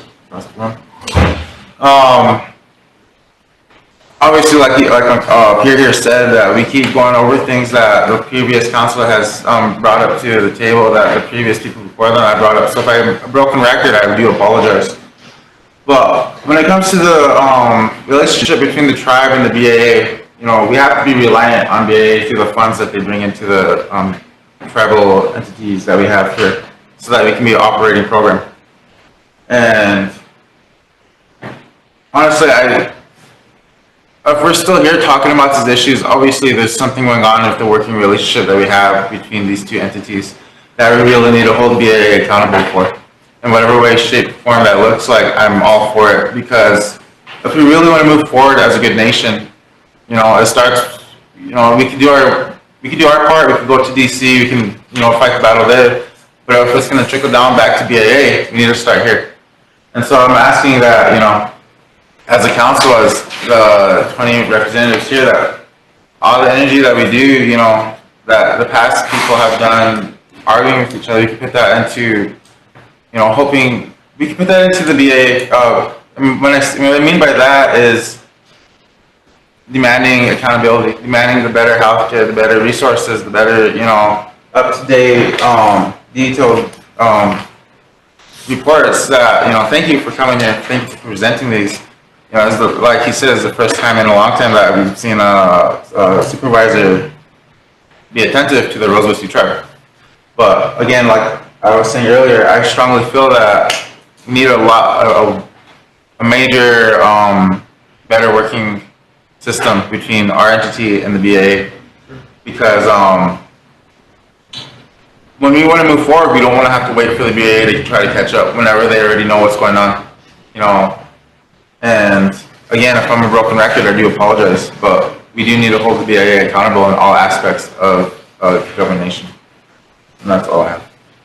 I think we're starting in that direction anyway, with meeting with TLE and Solo.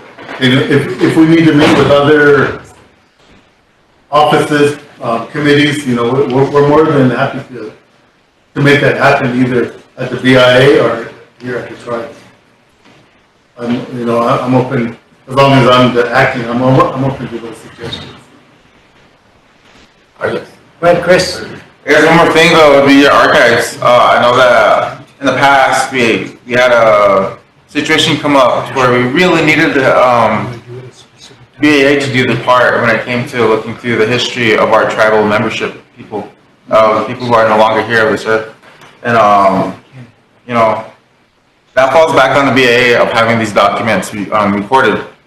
And unfortunately, when push came to shove, the BAA had no clue where these reports were at, where these documents were at, where these archives were at. They say they were in the basement, But in reality, when we finally got the opportunity to go check with, the last superintendent, she didn't know where they were at either. And come to find out, nowhere in the BAA would, these archives were located. And if we were to move forward as a nation, we need to have strong, documentations of our archives, of our ancestors, of our people, the people that lived here before all of us, that we know, that they were enrolled members here. Because we do not have that here at this BAA. If they're not here, they probably got sent down to the air, the repository for them. So I feel like maybe The process of trying to obtain those records again, but I can find that out too. What the process, whatever records that you're referring to. Yeah, every documented enrolled member of the Rosebud Sioux tribe, past, present. And I feel like that's something that we should have at this BA. Thank you. We have Jordan and Emily.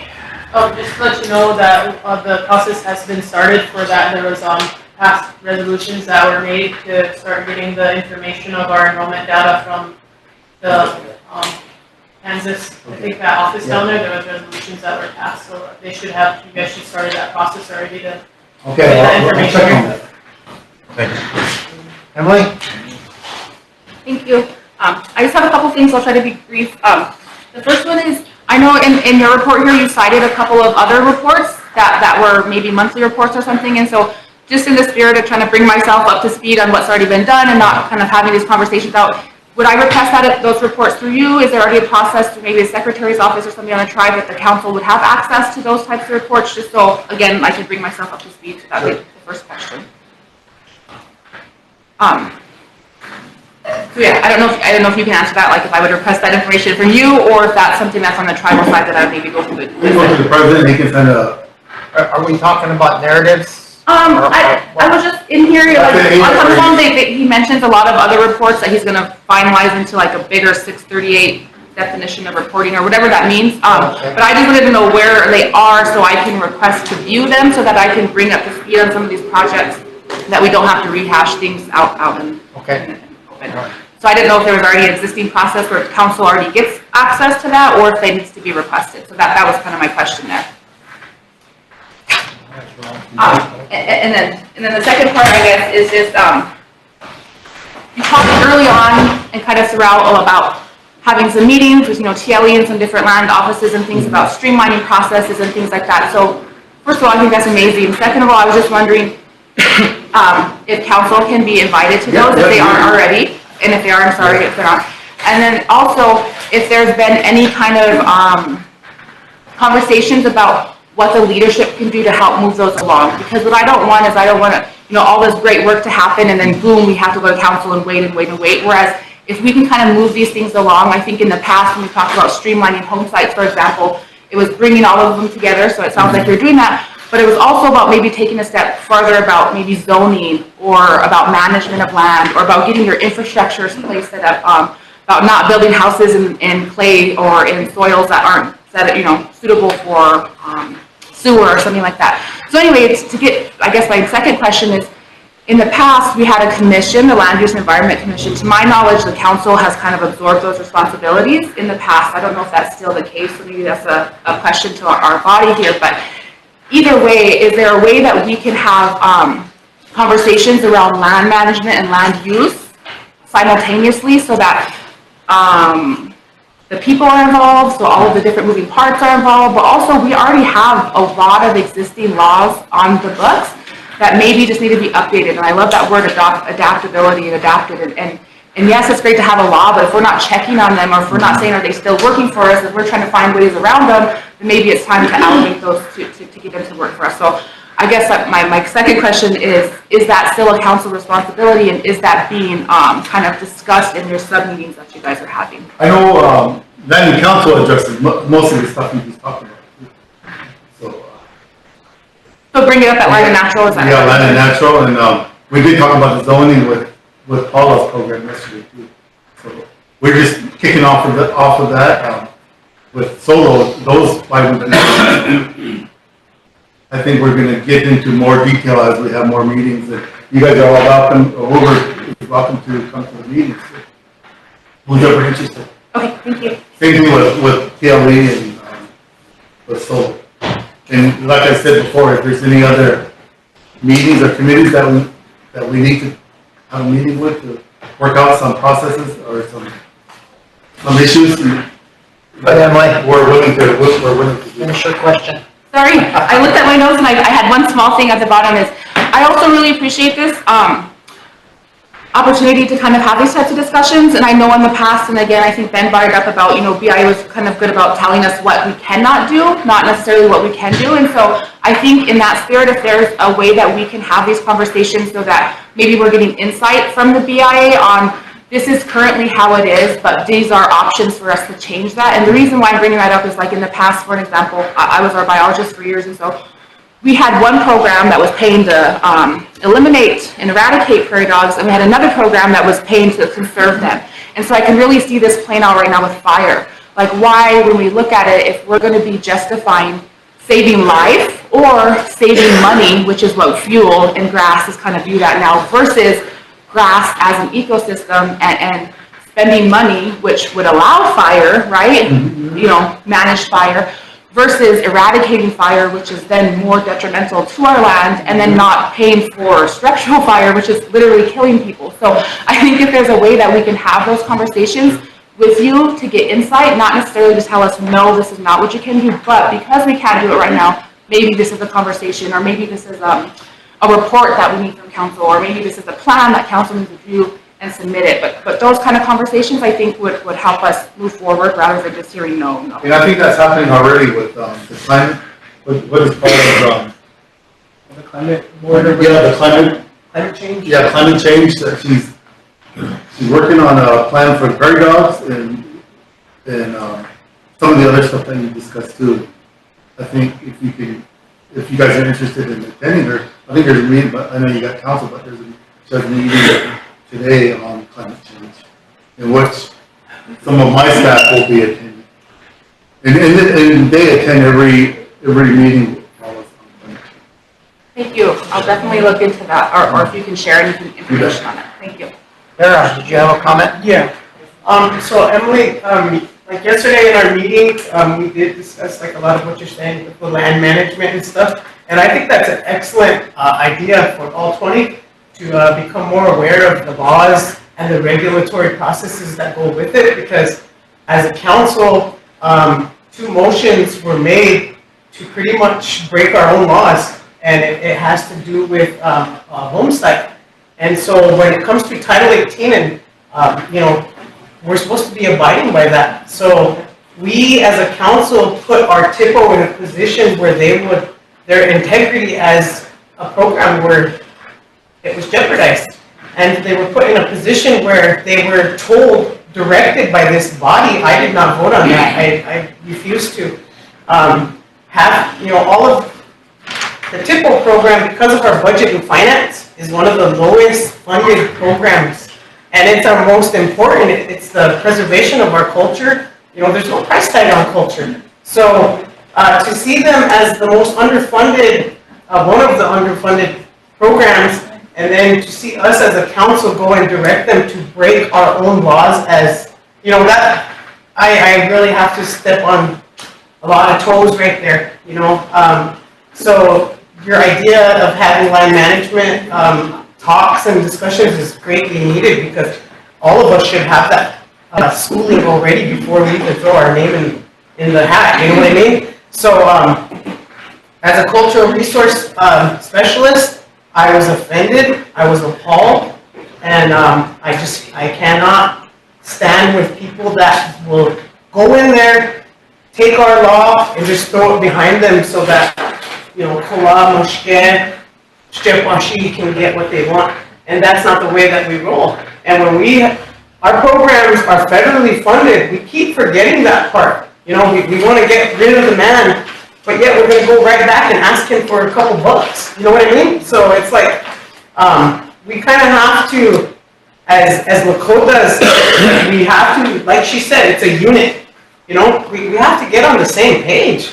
And we also have to all stand on the same ground. And that's the Makoche. So, thank you.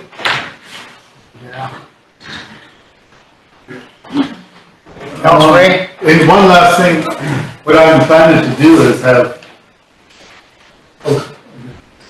what I'm planning to do is have each of our branch chiefs, or our branches, put a PowerPoint together and maybe set up a time where we can come in, they can explain their program to the council, and this is what we do for the Rosebud tribe. So I will be working on that here in the near future, so I'll get with Scott to try to set up that meeting so we can have our branch chief set up a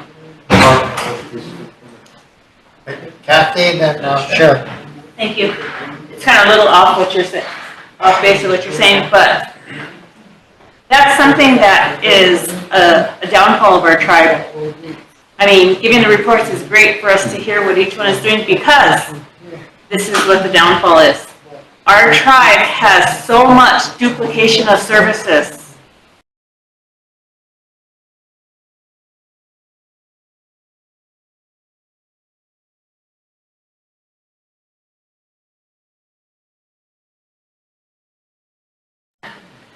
And even within our own programs within the tribe, new ones pop up all the time, and they are duplication of services. Duplication of services expends funding we can use in other places. So doing a presentation like that to inform and keep everybody updated is great because we need to be able to distinguish between whose responsibility is whose. Because when one of the frustrations of the people is when they're trying to do a home site or they're trying to do anything that is relevant to land, they have to go, well, you have to go to BIA. Oh, no, you have to go to TLE. Oh, go to solo. Wait, this is the process. And it changes all the time. It's like bebony. Switches back and forth. And that needs to, that's something that's been here for a long time. It's not going to be fixed in our term because I've been gone 3 years. 6 years ago, it came up. 9 years ago, it came up. And it's still coming up. So with what Dara's talking about, losing that responsibility taken away from people who have those policies in place, and just because you sit here, you make a decision, oh, my cousin over here wants us, so let's kind of put that rule aside for now. We can't be doing that. We have to stay within policy and procedure, and it's really sad that we've drifted away from it so far because that takes our integrity as leaders, our integrity as a people away from us. They're put there for a reason, and we need to follow that. So it's good that you're going to do reports. I still have questions, but I'm not going to ask them now. And that's why I wanted to have these meetings with Solo. So I don't know I think you're talking about just having one form for both TLA and Solo instead of having their two separate forms. Yeah. So they're going to combine the form where it's the same form. And so like my colleague Cherry said, they're doing things that we were doing when we were here before. And it's really hard when a new group comes in because all of this resurfaces, this discussion comes up again, and being a seated one already, you're like, oh my God, we already talked about this, and here it comes again. And it's because we never finish anything we're put to task with. It's talked about and then it's pushed aside. It's put back here on the back burner. Maybe it's a director or maybe it's somebody in leadership that has done something against the rule. Nobody wants to talk about it because they don't want somebody mad at them or upset at them. But those are things when we take this seat in this leadership role that we can't be afraid to do that. Share, then Lila. Thank you. Yeah, those meetings were a direct result from the 16-step process that we have for getting a home site. So that's why he met with Solo yesterday, and he's been meeting with the other programs. I wanted to also say that maybe you should request the land management plan that TLE has. Get a copy of that, and I would like a copy of that too if we could get a copy of the TLE land management plan. Also, do you have the resolution ready to go regarding the PIP funding? I didn't bring my copy. Yeah, I know, our RST was supposed to send that. I'm not sure if they did or not. Okay. guess I don't wanna forget about that. I don't know if that needs to go through a different committee before it hits the floor, but, I think we can bring it on BIA, we have it there. Do you have the one for transportation? As far as the HIP funding goes, do we want to bring that on now, or? I think we should do that, maybe make it part of our report later on. Okay.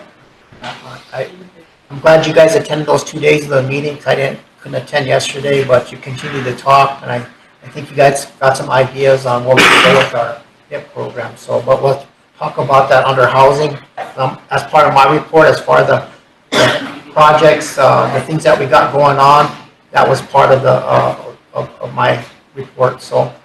I will wait for I appreciate you guys making comments when we get to that, okay?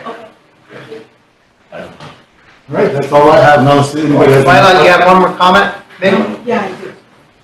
Thank you, Mr. Chairman.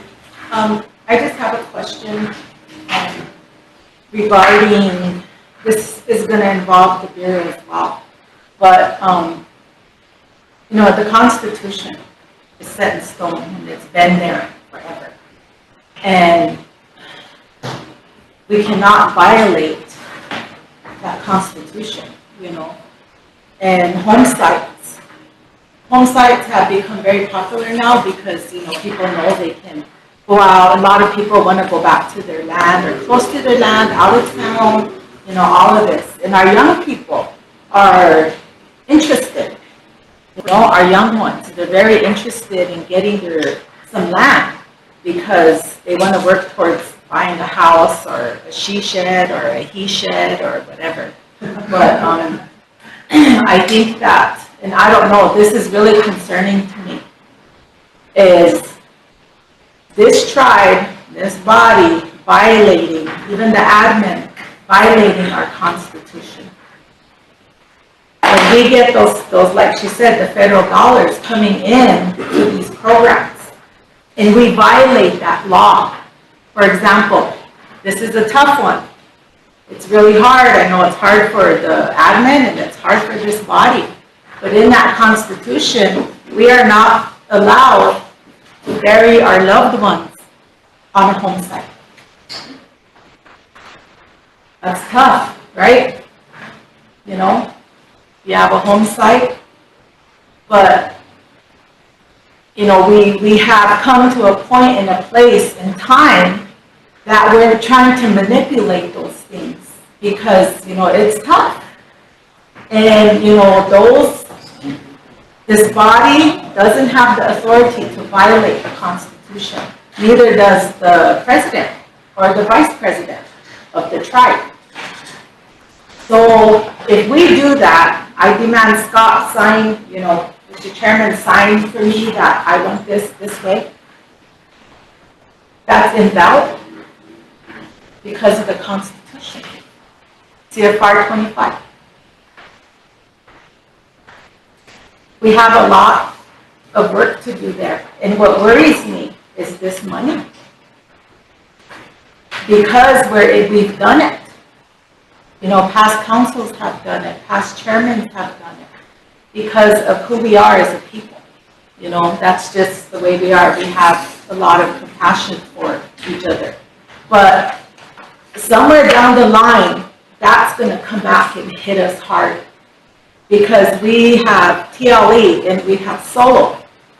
Now, money comes in. And I'm worried that, you know, the Bureau will use that on us. And they could very well say, no, we're going to cut this funding off because you guys violated your own selves. You know, regardless of how we want to help our people, there's just some things that can't be done because of the Constitution. In 2015, when we came in and sat here, we had some elders come in, and I don't know if you remember that, Mr. Chairman, but they came in and they talked about that. We got chewed out really bad, because they said we need to find an alternative way to handle this. So my question is, for you as well as our admin up there, is how do we go about, do we have the right to find a place, wherever, however we're gonna do this, bring in people or discuss it, that we find a designated place with our own land for this situation.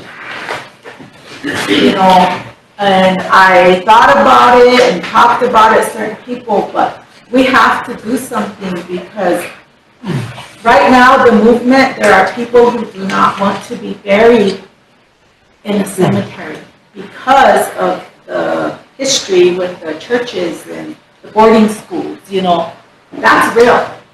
I'm not excluding that. But we have to think of something better to help and give our people an option to have maybe a Sichangwu traditional burial place, non-denominational. We have to find ways to give our people those options. There are some people who can't be buried at the veterans place either because, I don't know, I guess that's only for enrolled members. But, we don't want to cause controversy. We don't want to hurt people's feelings. And we want to continue to take care of our loved ones the way we're supposed to. But if we were to put in for that, would we have to go through you guys to request that? Or is that just something we could do through TLE or, something? Because I'm looking at the future. To designate something. I don't know. To me, it's like you guys wouldn't really have to be involved, but maybe you can ask that question. Yeah, I can ask our royalty officer. Yeah, because we shouldn't have to, and that's why we're breaking our own laws. It's not out of something that's really, hurtful to anybody, but we have to think of another option to help, because that could seriously get us into some trouble. And you know how the Bureau is. They're gonna hit us hard for every little thing we do. And they may not wanna go that way, and I know, Mr. Chairman, you've been put in those situations as well. So we need to figure that out and look at that. But, do we get to do it ourselves? Can we do it ourselves? I think, the Bureau doesn't or shouldn't really have anything to say about it, but I think there's going to be an issue. So maybe, Mr. Chairman, we can, look at that as well. It's something for the future. We used to have a land use commission and it kind of got dissolved, so I think we should start to think about maybe having that again. Yes. And it was very important that we did have it, and for whatever reason it was dissolved, but they were there to enforce Title 18 and 19. Yes, and we need that because these are huge issues. That's going to help you. It'll help us. So how can, we got to get that ball rolling again. And would that have to go through, since it's been dissolved? To governmental affairs and maybe bring it back and present it through tribal council after it's been through governmental affairs. Okay, all right. Maybe Nicole can look at when that was not done. But that's just something I wanted to bring out to the body and the admin about, we got to plan and do something different. And history has affected our people so deeply that they don't, we want to keep our loved ones right here. But in the Constitution, that's a violation. So it's tough, and I feel for, that when we have to deal with this here. So that would be great if we could get that going again and, discuss these things. So, but if we can figure that out with you as well, I'll ask that. that would be an issue. Thank you. I got a question for you guys too. A few months ago, we sent over CFRs. You guys still have them in your offices? Yeah, I read mine, Ray, and it said that part of that 25 CFR, you're supposed to remember everybody's name. Can we get new copies for the new? Sure. release? I wasn't sure if the whole council took theirs, or if I have to order some more. Yeah, there's 2 books that came along with that, so. Maybe you can one binder, like a smaller paperback. Maybe you can give me a number, I can put an order together. Okay, all right, we'll do that. Other than that, if there's no other questions.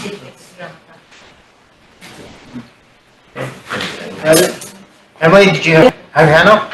No, I was just asking if we had like a centralized, any kind of document, like a Google Drive or something for those type of like things to be shared, electronically, because I know if that's a large binder, I don't know if it's cost effective to keep printing them, but I was just wondering if we had access to some. But you can get them online too.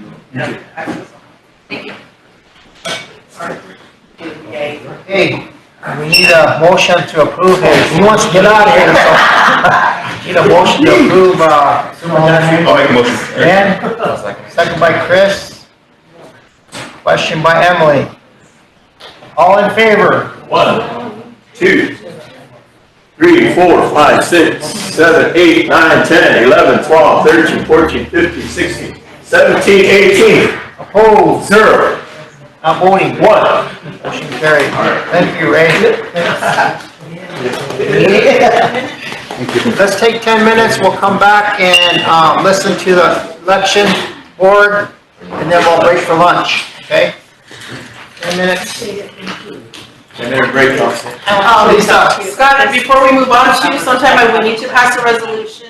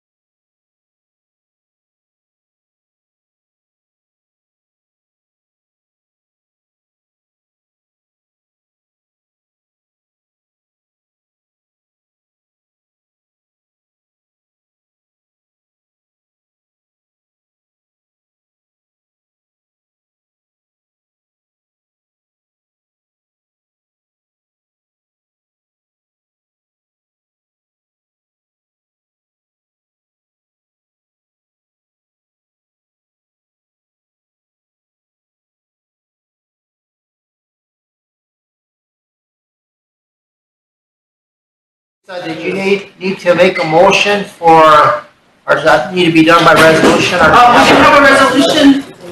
You got, you had, I think Keith may have it. Kelly board, I got Kelly board. Keith, Eric, give me some copies of a resolution. Keith.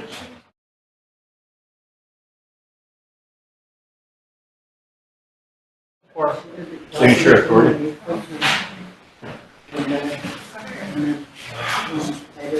This resolution needs to go through as emergency legislation. It's imperative for Treasurer Boyd to get on the signature card and get on the bank account. Okay, we have, we're gonna hand out the resolution. You wanna make a motion to bring I'll on move for that? emergency legislation. Motion for emergency legislation, second by Ray, question by Wayne. All in favor? All in favor? 1, 2, 3, 4, 5, 6, 7, 8, 9, 10, 11, 12, 13, 14. Opposed? 0. Not voting. 5. What's the number? 297, Lisa. 297. Need a motion to approve. Motion to approve 2023-297. Second by Ray. Go ahead. I'll start at the fourth whereas. Whereas Wells Fargo Bank National Association has requested that the Rosebud Sioux Tribe designate and authorize the Rosebud Sioux Tribe Treasurer and other authorized tribal officers to have the signatory authority over all accounts, including but not by way of limitation. To establish bank accounts with Wells Fargo Bank, National Associate, or any affiliate, sign checks or other instruments drawn on the tribe's deposit accounts, to request transfer of funds, to invest funds, and to execute signature cards with respect to the foregoing activities. And whereas the tribal council authorizes and designates the following tribal officials to have the signatory authority over all accounts, including but not by way of limitation, to establish bank accounts with Wells Fargo Bank, National Associate, or any affiliate, BMO, Harris Bank, N.A., formerly Bank of the West, N.A., and any other bank or financial institutions to sign checks or other instruments drawn on the tribe's deposit account or accounts, to request transfer of funds, to invest funds, and to execute signature cards with respect to the foregoing activities. The Rosebud Sioux Tribe President or his duly authorized delegate, the Rosebud Sioux Tribal Treasurer. And now therefore be it resolved that the Rosebud Sioux Tribe designates and authorizes the Rosebud Sioux Tribe Treasurer and other authorized tribal officers to have the signatory authority over all accounts for the purpose of establishing one or more deposit accounts with Wells Fargo Bank, N.A., BMO Harris Bank, N.A., formerly Bank of the West, N.A., and other bank or financial institutions to sign checks or other instruments drawn on the account of the tribe, and to designate the proper authorized officers of the tribe to have signatory authority on all deposit accounts. And be it finally resolved that the tribal council authorizes and directs the tribal president to sign and execute any supporting documents to notify Wells Fargo Bank, N.A., BMO Harris Bank, N.A., formerly Bank of the West, N.A., and any other bank or financial institutions that the Rosebud Sioux Tribe authorizes. The Rosebud Sioux Tribal Treasurer and other authorized tribal officers to have the signatory authority over all accounts. Any discussion? Fremont, question? All in favor? All in favor? 2, 3, 4, 5, 6, 7, 8, 9, 10, 11, 12, 13, 14, 15, 16. Opposed? 0. Not voting? 3. Thank you, council. Bishop now. Bishop.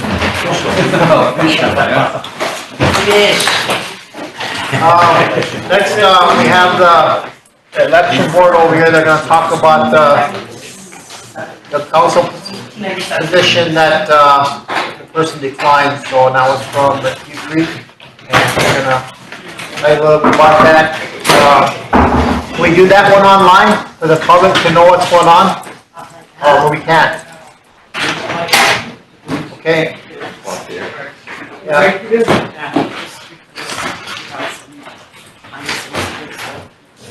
Okay, the election board is requesting that we do this stuff in an executive session. Motion by Wayne. Second by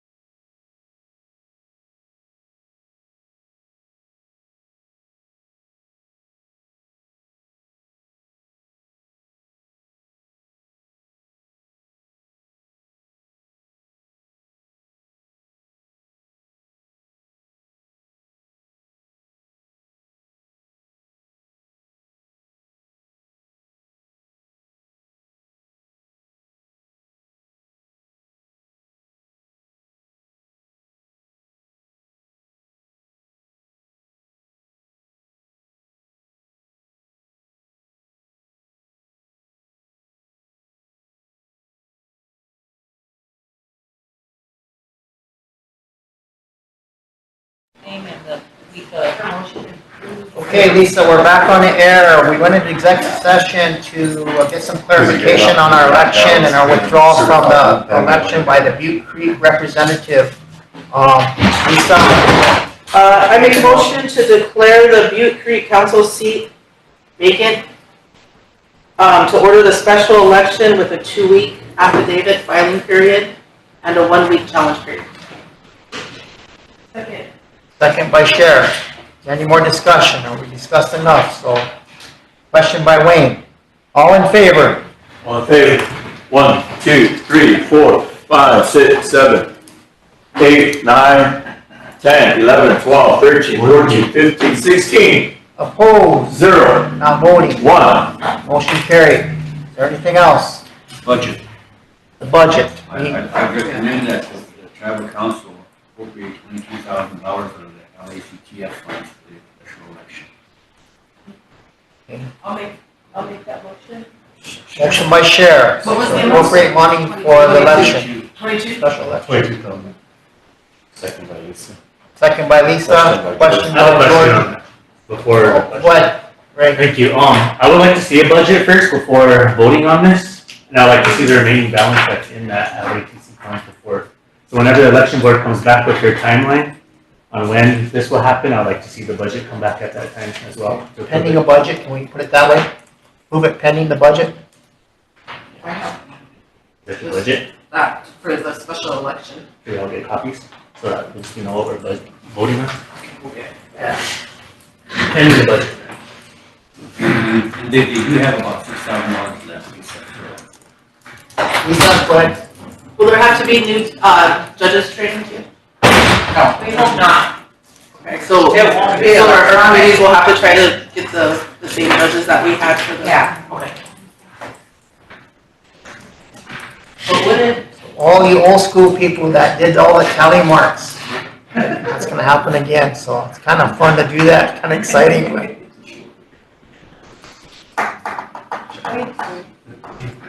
Voted for American Idol.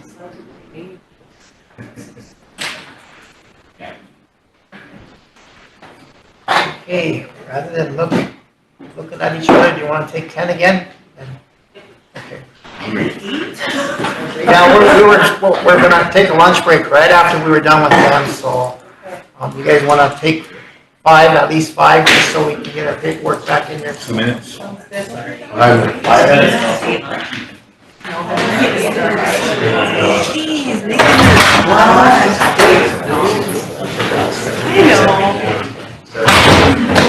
I feel like you're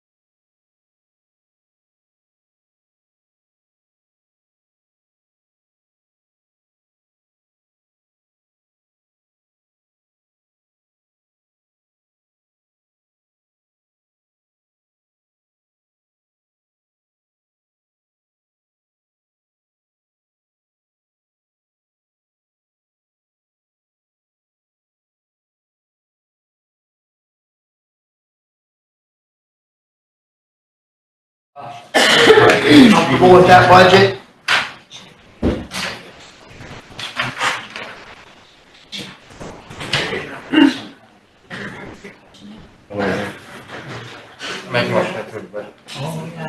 Got a motion by Chris to approve the budget. Need a second? Hold on, there's a motion on the floor. Oh, there's already a motion made, Chris. Okay, we just got a question by Ray, so. Yeah, so then my next question is, being that there's a balance of 6,000, we just minus that, so it'll be 17? Okay, any other question? Need a question, Wayne? All in favor? All in favor? 1, 2, 3, 4, 5, 6, 7, 8, 9, 10, 11, 12, 13, 14. Opposed? 0. Not voting? 1, 2. Motion carried. Okay, lunch break. Time to come back. 3. 3 o'clock. 3 o'clock, okay.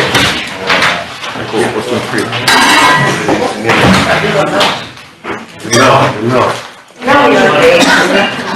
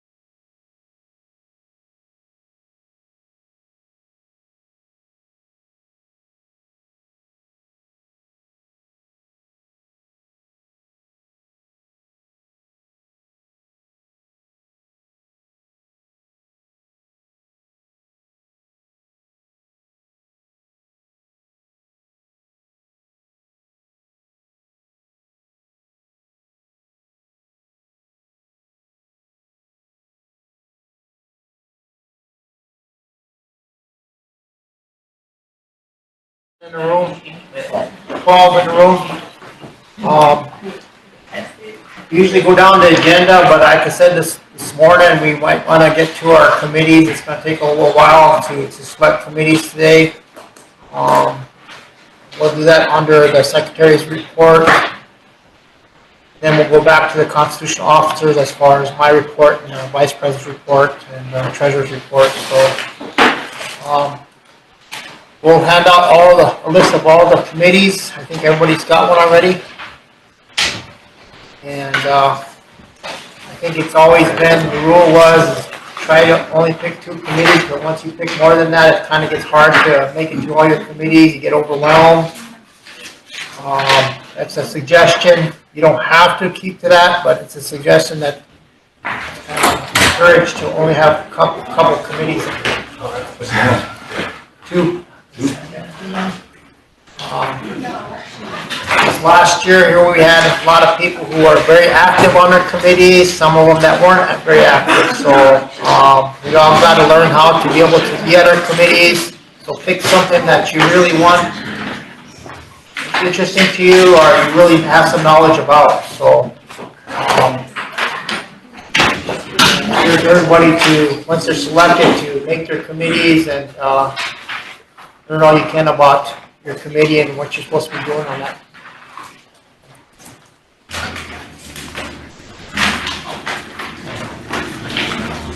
So the committees, the commissions and board listings that passed out to you, all the committees that are in yellow, those are all the vacancies. I believe that the council that's here now, that's sitting on the committees, not the newly elected ones, they stay on the committees that they've already are on. I don't know if you guys want to change that, or if you guys want to, everybody wants to try this, have a fair chance at it, or how you guys want to approach selecting committees this time around.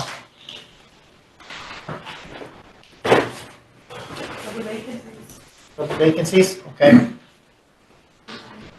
Lisa, did you? Asking if the reps that are already sitting on committees, if they could continue on. Yeah. So do we have Wayne and Bill, or the only 2? Yeah. They have to go be reelected onto them committees because they're new again. They can't just stay on those committees. So all the newly elected ones will. You have to sit on a minimum of 2. Yeah. It's recommended, but if you want to go more, you can. Yeah.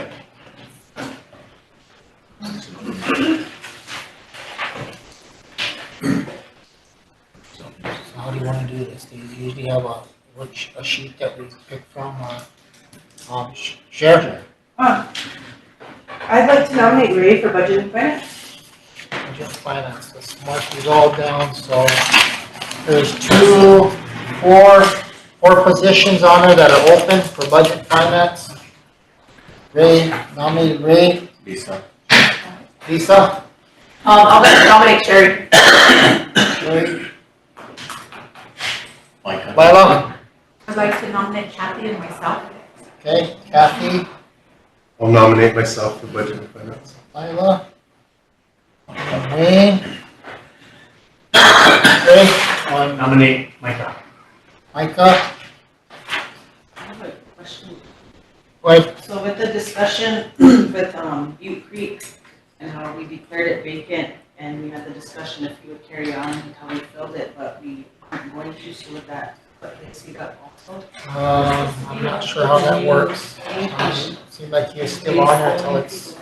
Yeah, I put Steve's up because his term was up. Yeah, let's do that. Let's include that. Lisa. Lisa? I'll nominate Bill. Bill?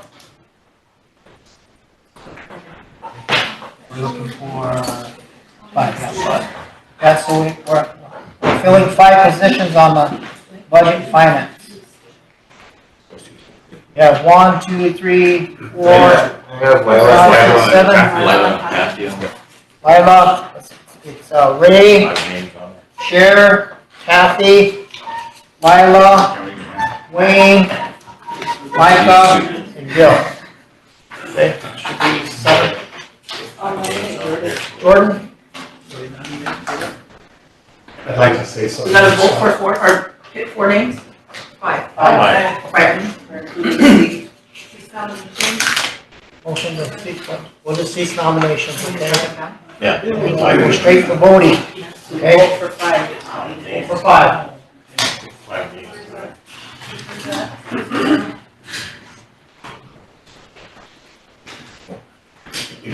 In the past, I thought we gave the new incoming the opportunity for these committees before we put those sitting already on them. And if they're not interested, then you move on to the ones that are still seated. These are the positions that are up there. The only one that's not on there would be, Lisa. Scott. Wait. Thank you, council. So I just I nominated myself for that board. I am now a 3-term council representative, and I've shared my time and my expertise on some of these other boards, actually almost every one of these boards except for Gaming Commission and SWA, I've never sat on SWA. And so I would like to, I've noticed a lot of deficiencies when it comes to a lot of the budgeting that went on in the tribe, and I just would like to learn a lot more about budget and finance, or not learn, but share my expertise in budget and finance, because of the fact, if you read the Constitution, it is one of the most important boards that supersedes most other boards. And so that's why I nominated myself, because before I think you ever go on in politics or anything, you have to basically have that type of experience in that position. Any other speeches? Myra, go ahead. Thank you, Chairman. Most people don't nominate themselves, that's not. Oh, sorry. I nominated myself because of, I think the last few terms, I focused on other things that, we really needed to pay attention to. But with things that happened in this last round, the unfairness, the funds we have are all spread out for our people's needs of healthcare, death. There's a lot of different requests, our youth, so being that my community ended up with the amount of money that was given to one person, and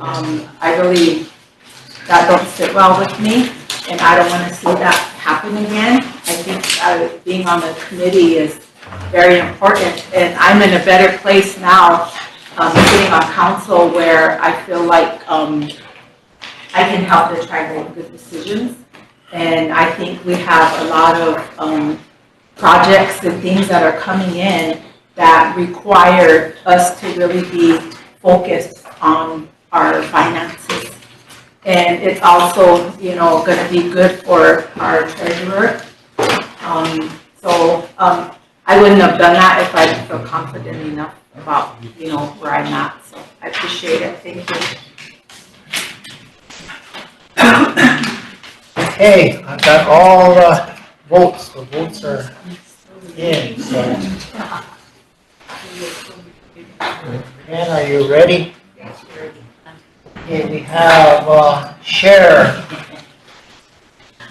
Micah, Wayne, Bill, Ray.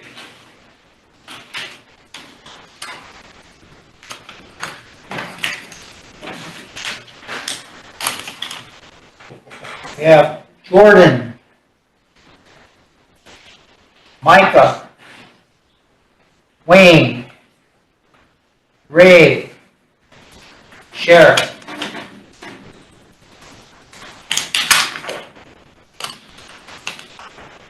Wayne, Sheriff, Ray, Micah, Jordan.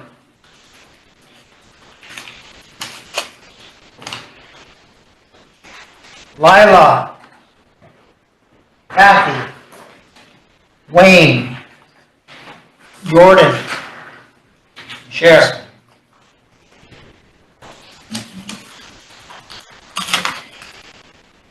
Ray. Sheriff. Micah. Wayne. Jordan. Ray. Sheriff. Micah. Jordan. Wayne. Ray. Sheriff. Micah. Jordan. Wayne.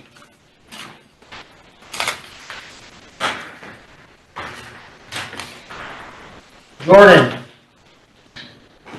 Ray. Wayne. Micah. Sheriff.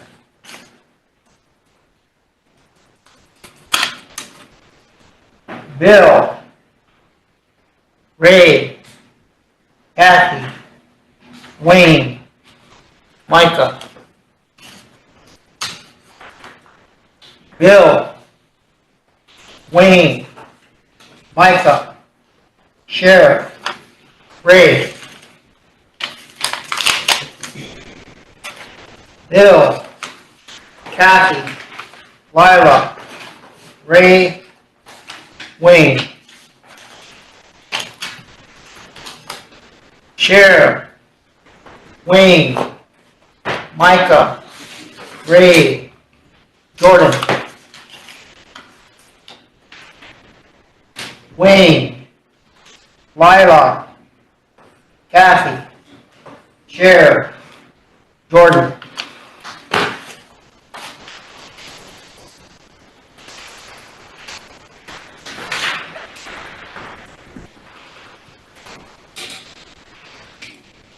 Got short fingernails, I can't get this far. Ray. Micah. Sheriff. Bill. Wayne. Lila. Kathy. Micah. Jordan. Bill. Ray. Kathy. Lila. Micah. Wayne. Lila. Kathy. Ray. Jordan. Bill. That's it. Count them up. I have a question. Go ahead, Kathy. I have something to say, actually. Before we came in here, we were informed that it was kind of like, what did you call it earlier, straw poll vote amongst the existing ones that were sitting here. And I think in the past, those coming in had the first opportunity to be on the vacant seats. And if there was still seats open, then those still sitting here had the opportunity because they already had an opportunity to be put on these committees before. And I think that because there's questions going on with the ARPA, the CARES Act, we do need some of us that are new here sitting on that Budget and Finance Committee. Eric? Thank you. We did not have that opportunity. When we were elected, the boards were already filled and we took what was left over.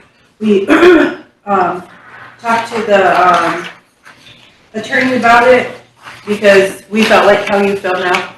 And we were told that the ones here had seniority to those seats and they didn't have to give them up. And whatever was available, then that's what we took. So none of us that were elected had the opportunity to be on Budget and Finance. So it would be our only opportunity. Which attorney? Eric. So we literally had to fight for seats that were just the little ones open. Yeah, it's just sad that we were kind of told this before we even got here. Lila, go ahead. Chairman. I feel tension. I feel tension and we gotta stop that right now. Thank you very much, Lila, for saying that. Because there's some big stuff coming at us. There's a train wreck about to happen. It's not about, I like you, I like you, I like, no. We gotta put people in these spots that are gonna stand for this tribe, whether it busts you up or not. ARPA's coming. You gotta be able to handle these things as a tribal member, as a council person, as a Lakota. Serious business is here. Federal dollars have been misallocated. We don't know. I don't know. And I think we gotta stay on track with each other. I'm old. I'm 53 years old. I sat here for 6 years. I learned from the best of the best. Man, we had some moments. Sat here and, we went through a lot. It could make you cry. It could make you mad. It could make you walk out this door. But I'm being honest, and I speak the way I do because I carry that right here, because you are all my people. You're my relatives. You're my people. I'm here for you. I'm here for everyone. There's no me against nobody. We gotta fight that government. Treaties. We have treaties to stand on.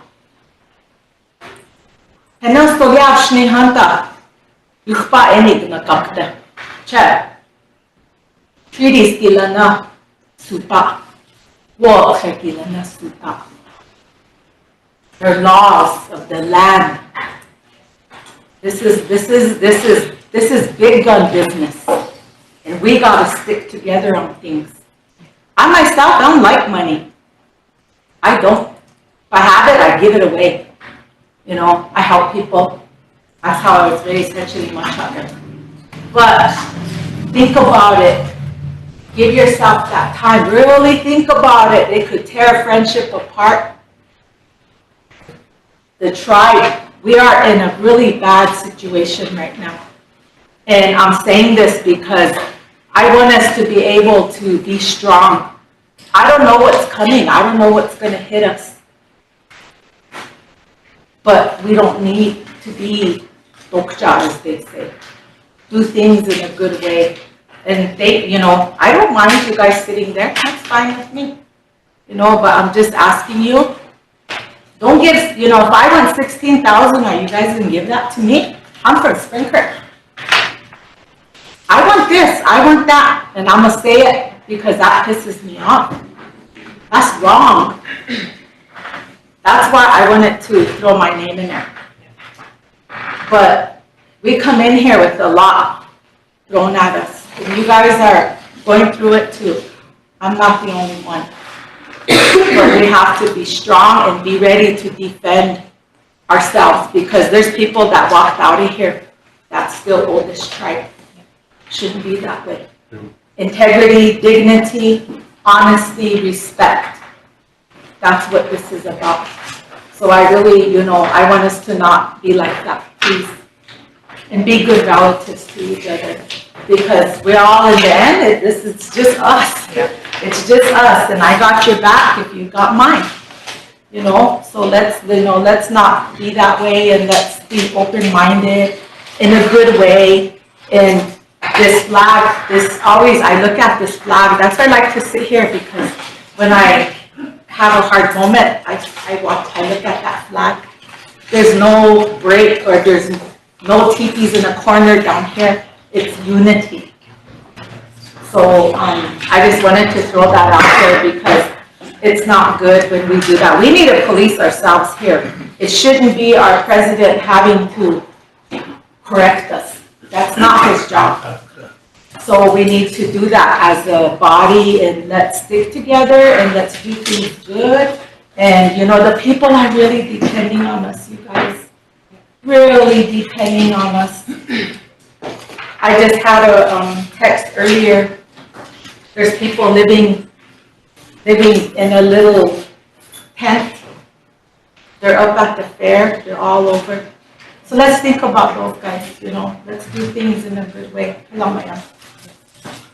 Jordan. Thank you.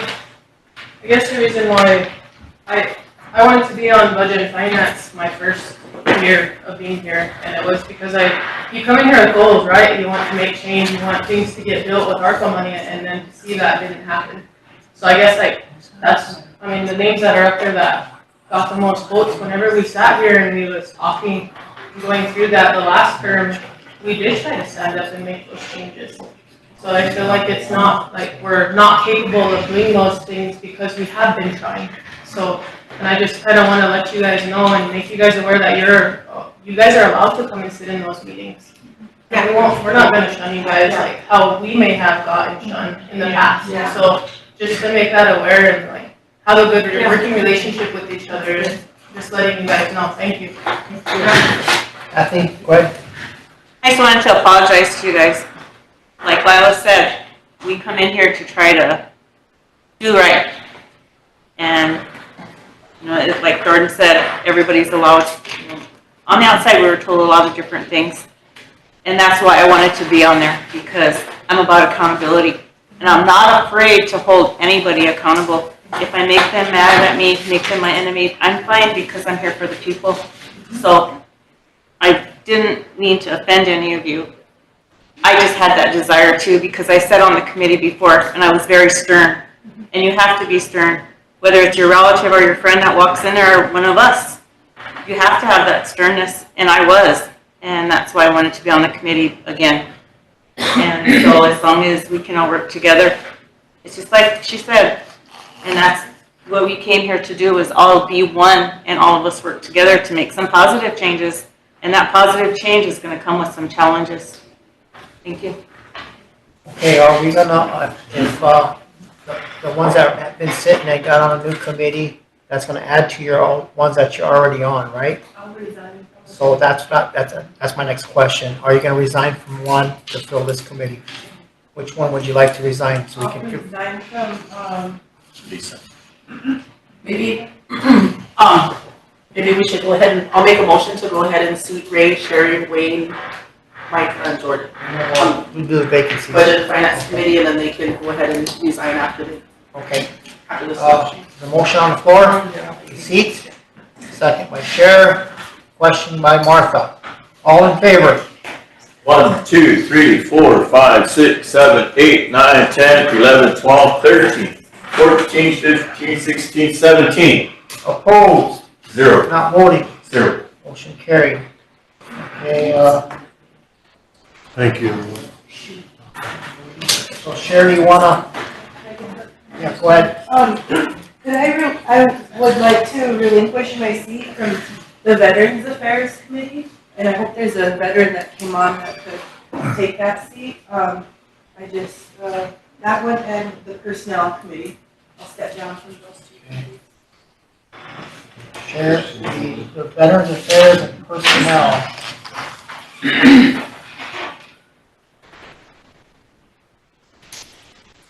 Find personnel, there it is. Okay, was there a motion to accept her resignation from those two committees? Ray, second by Jordan, question by Micah. All in favor? Personnel and veterans. 1, 2, 4, 5, 6, 7, 8, 9, 10, 11, 12, 13, 14, 15, 16, 17. Opposed? 0. Not voting? 0. Motion carried. Jordan? I just need to resign off of SWA. SWA. I'll accept her resignation. Motion to accept the resignation. Need a second? Wayne, question? Ray, all in favor? 1, 2, 3, 4, 5, 6, 7, 8, 9, 10, 11, 12, 13, 14, 15, 16, 17. Opposed? 0. Not voting? 0. Motion carried. Okay, Ray, you got something that you want to come off of too? No, I wanted to bring to note that Clifford Lafferty and TUC, he resigned a month or two ago. That's at large position though. So. Oh, yeah, it is, okay. But I would resign from TUC if someone wants to get their feet wet right away. Yes. Well, yours is already up because they elected, so. Okay. And Ray, which ones are you on too many committees now, or do you want to? I'm only on the personnel and transportation, so. Just added. Okay, all right. Okay, let's go on to the next one. Economic Development Cannabis Committee. 2 openings. Anybody interested in that? Is that just added on there, Cannabis Committee, Economic Development, is that? That's what I was gonna ask to clarify. So, right now, Econ Dev, I'm the chair, and Econ Dev is technically, Econ Dev. If you hear, or if the tribe is being proposed on any sort of contracting, someone to bring in a business, or the tribe wants to look at building a business and do it through the tribe versus Redco, you have that ability to work on that, or you can push it and forward it to Redco for development further. But the Cannabis Commission is technically not going to be underneath Econ Dev much longer, because currently, Nicole, we're advertising for those positions, right? And most of them are all at large, right? I don't think there's even a ordinance. Is there one elected, reserved? It's all at large, right? Yeah. So that's going to be split. It's not going to be underneath Econ Dev's umbrella right now. Oh yeah, and then ResCo charter was developed, and it is operational. It just has to. ResCo? Yeah, ResCo, yeah. Rosebud and Electric Service Company. And then the reason that's important is because right now, Economic Development and TUC are the temporary board till we could allocate some funding for that. That way we could start looking at possibilities of running or taking over like Cherry Todd, basically being a utility company full-fledged, because before you had TUC, but they were regulatory to an extent, but you couldn't be an actual producer. So now that ResCo is off the ground, the tribe has the ability to become a producer. So is this the same thing that Tony Rogers and Ken Hawkins were It's working on? revamped and changed, but yeah, they came up with the idea years ago. And thank you. And it also, the other thing that it's going to give us the opportunity for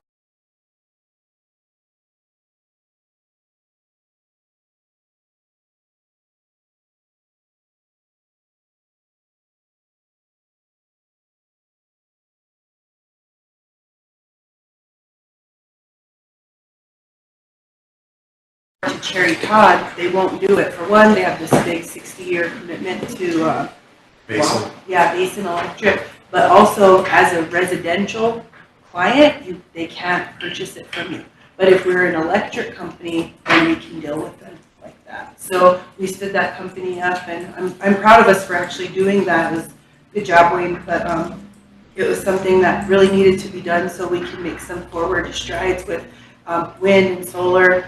That's one of the presentations that I'm anxious for you all to see is the PIP presentation. You might already be kind of familiar with it, Michelle. Partners in Performance. Yeah, Partners in Performance came in and did a study, and they have a lot of good information for us on a path forward for everything. I just wanted to share that info. Is there any interest in Economic Development or Cannabis Committee / Cannabis Committee? I nominate myself for Econ Dev. Okay. Wayne? What? Anybody else? Usually somebody gets up, goes out of the room, we nominate them, so. Go ahead, Bill, go out the room. Anybody else? Any two? Sheriff? I'll nominate Michelle. Okay. Michelle, do you accept? Yeah. Okay. Lila? I'll nominate Chris. Chris? Chris, do you accept? Yeah.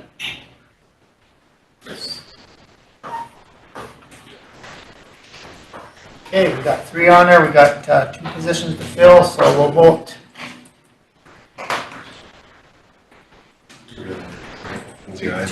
And I gotta say the Economic Development Committee is very active, so good job you guys that been on that Economic Development Committee. Thank you. Yeah. have a question. Was there a maximum amount of committees or like something that It's kind of just- stretches too It's just thin? recommended that you don't go more than 2 because it becomes a full load. You don't. I thought 2 was the minimum. Yeah, Yeah. Here's a Yeah. little too Yeah. I would say don't try to exceed 5 with my experience, because it gets really tough.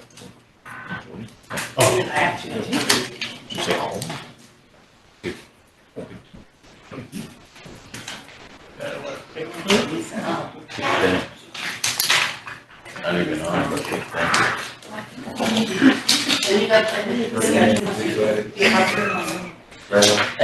I wrote on mine, so I needed to check on mine.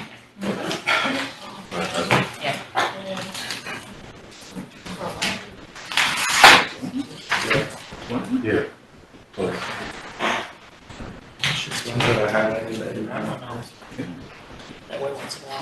Who came off of economic development? Me and Tennille. You and Tennille? Did you get one of these? And then for the new ones, once your committee goes into action on its day or whatever, then you guys can hold your elections for who the officers are for those committees. And like Econ Dev, whoever gets elected for the new chair, you have a seat reserved for you at Red Coast Board.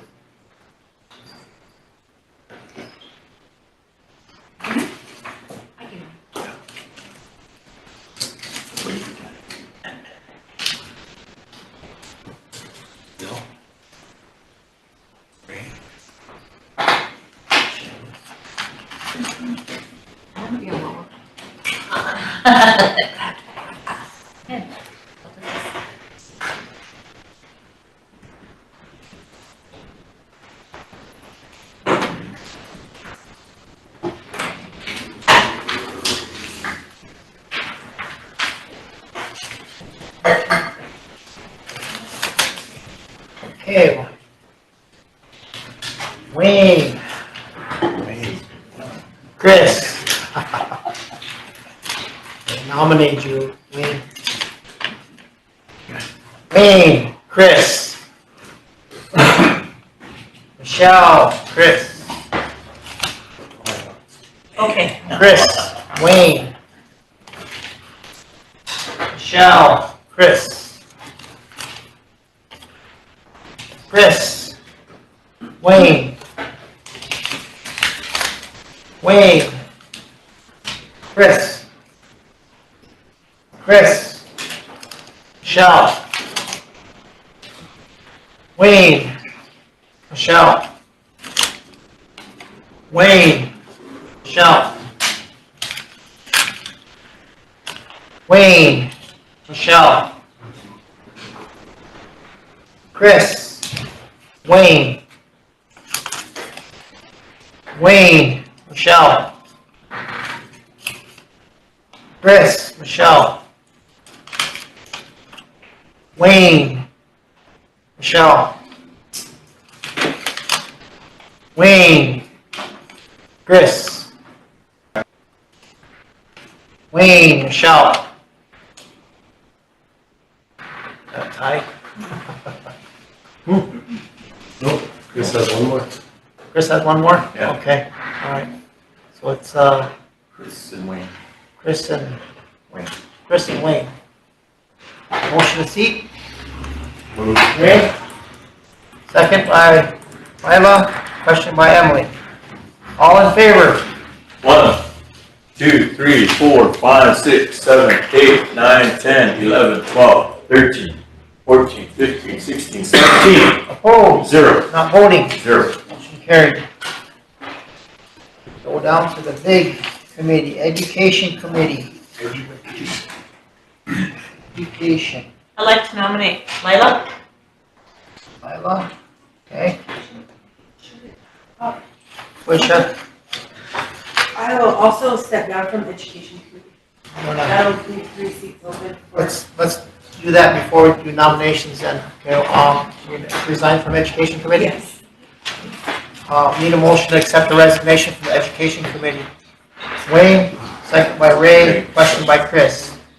All in favor? 1, 2, 3, 4, 5, 6, 7, 8, 9, 10, 11, 12, 13, 14, 15, 16, 17. Opposed? 0. Not voting? 0. Okay, motion carried. So there's a nomination for Lila. Put her back up there. We got a 3, 1, 2, 3.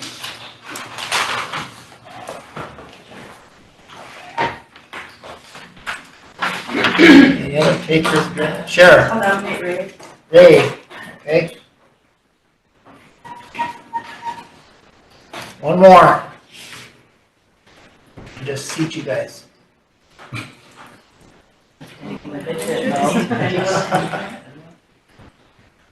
Emily?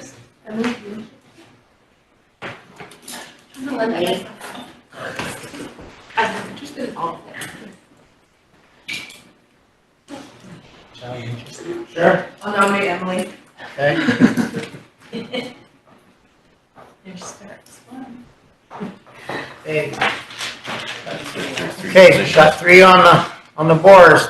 There's not any more than that, then we'll need a motion to seat. Motion to seat.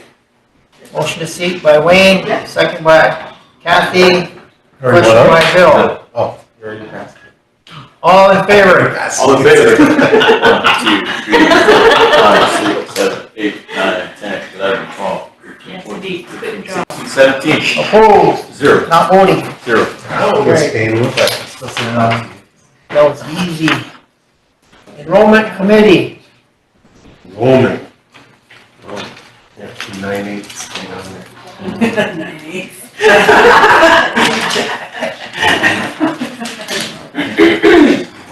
123rd.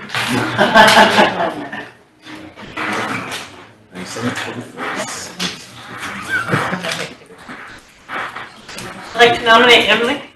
I'd like to nominate Lila. Emily. Lila. Motion to seat.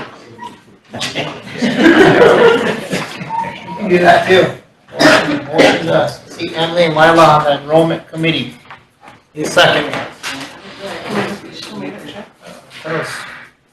Kathy, did you make that motion?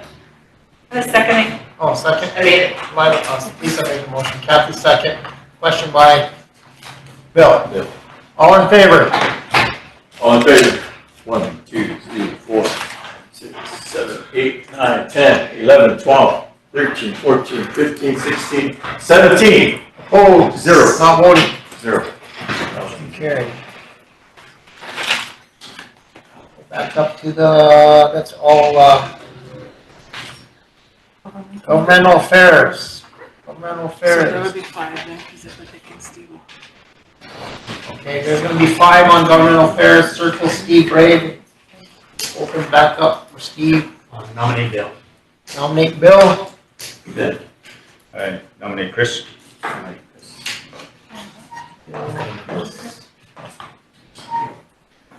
Anyone that's Nominate Emily. Yourself? Emily. Emily, okay. Lila? I'll make Kathy and Ben. Kathy and Ben. 1, 2, 3, 4, 5. We got 5 openings.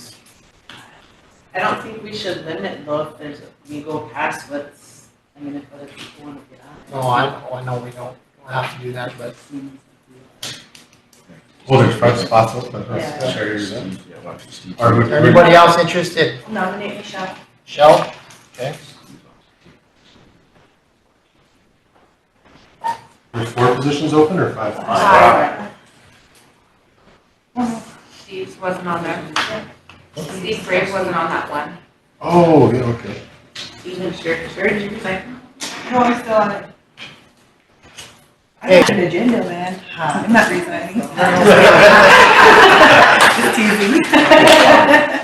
Oh, yeah, what's the vote? Okay, let's, vote for 5. Your job is to close the loopholes and all the Vote for 5? rules. 5. Yeah.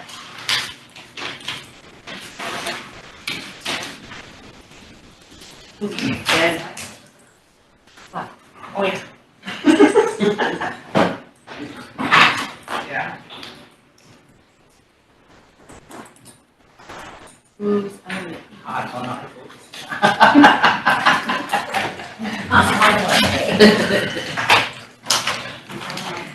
You get them six. Sort of. On them all. Can't count. Yeah.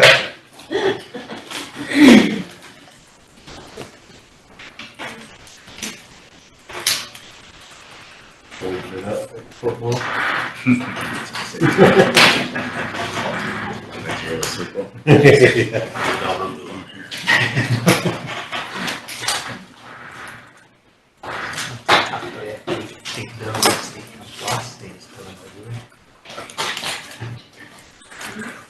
Once you get on this board, literally everything.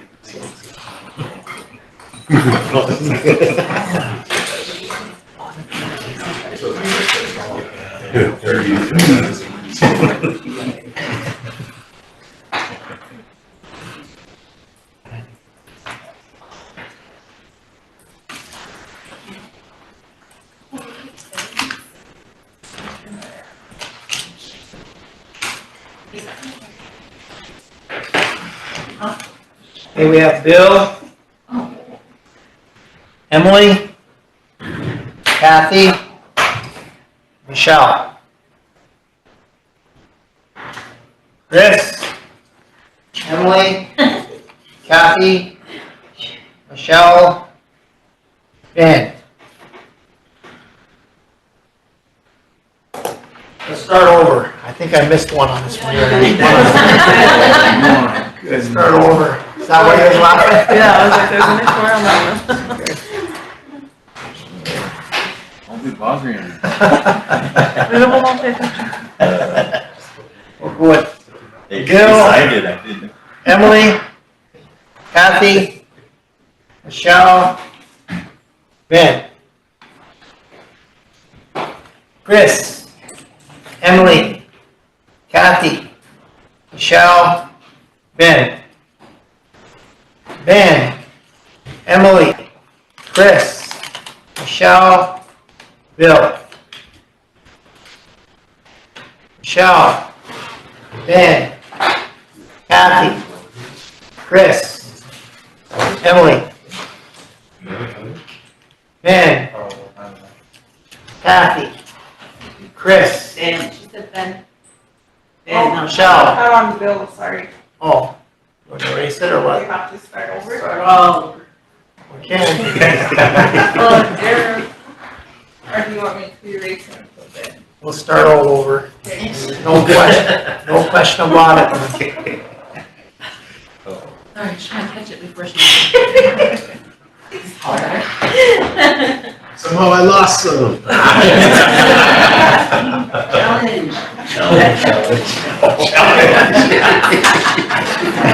Hire a hearing officer. Ben, Kathy, Chris, Michelle, Emily, Michelle, Ben, Kathy, Chris, Emily, Ben, Emily, Chris, Michelle, Bill, Chris, Emily, Kathy, Michelle, Ben, Bill, Emily, Kathy, Michelle, Ben, Kathy, Bill, Michelle, Chris, Emily, Kathy, Ben, Chris, Michelle,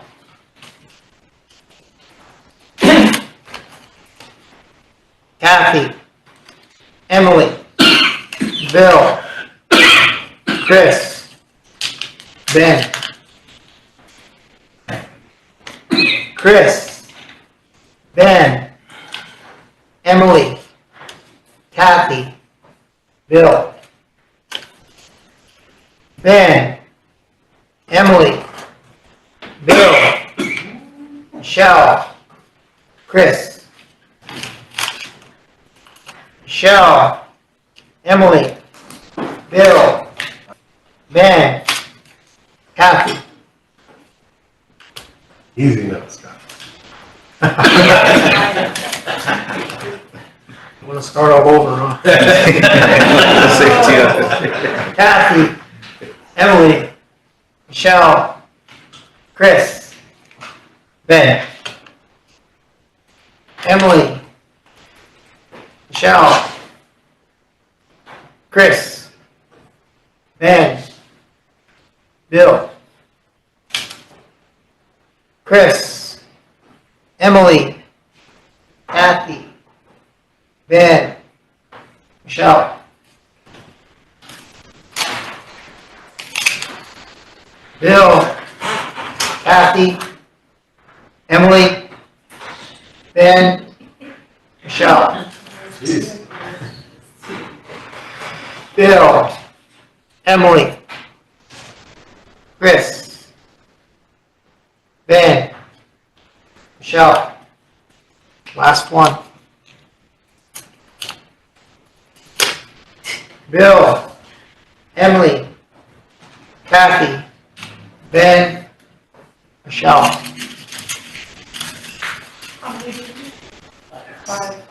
Some arm wrestling.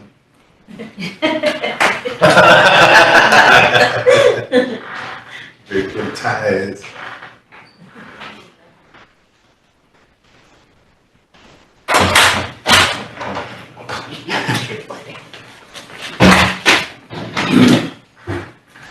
Chris, Emily, Kathy, Ben, and Michelle. Not vote getters. Chris and then Kathy. Yeah. We need a motion to seat.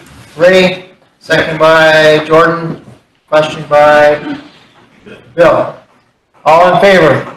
1, 2, 3, 4, 5, 6, 7, 8, 9, 10, 11, 12, 13, 14, 15, 16, 17. Opposed? 0. Not voting? 0. Motion carried. Next one is health board.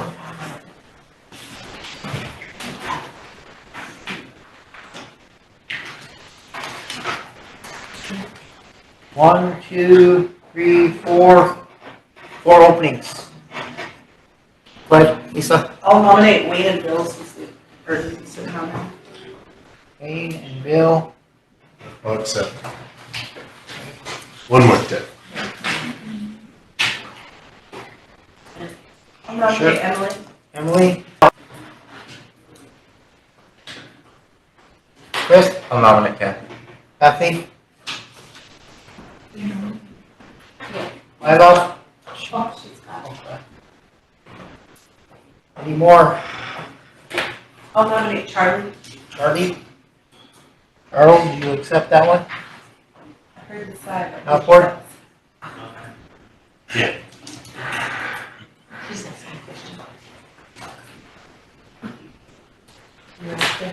Lila's on there. Lila was just asking a question. Oh, Lila shouldn't be on there. Go ahead, leave her up there. She said. 1, 2, 3, 4, 5, 6. Ray. Nominate Jordan. Jordan.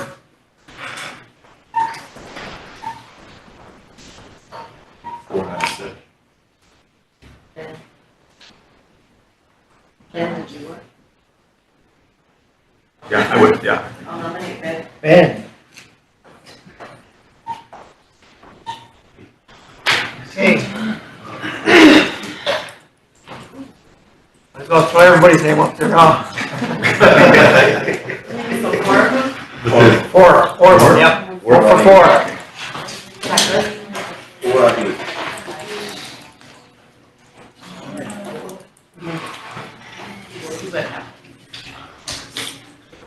Who really wants me?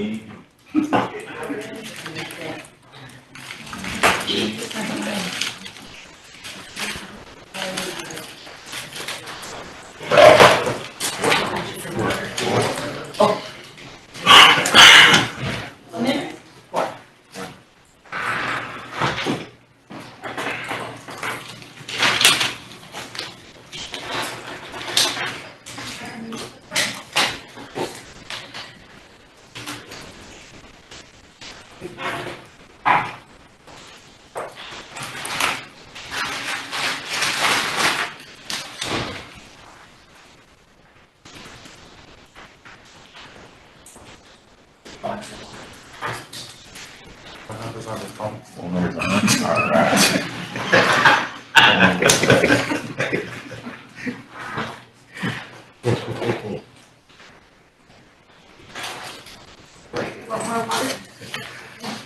I'll take one. I got all kinds of stuff to do.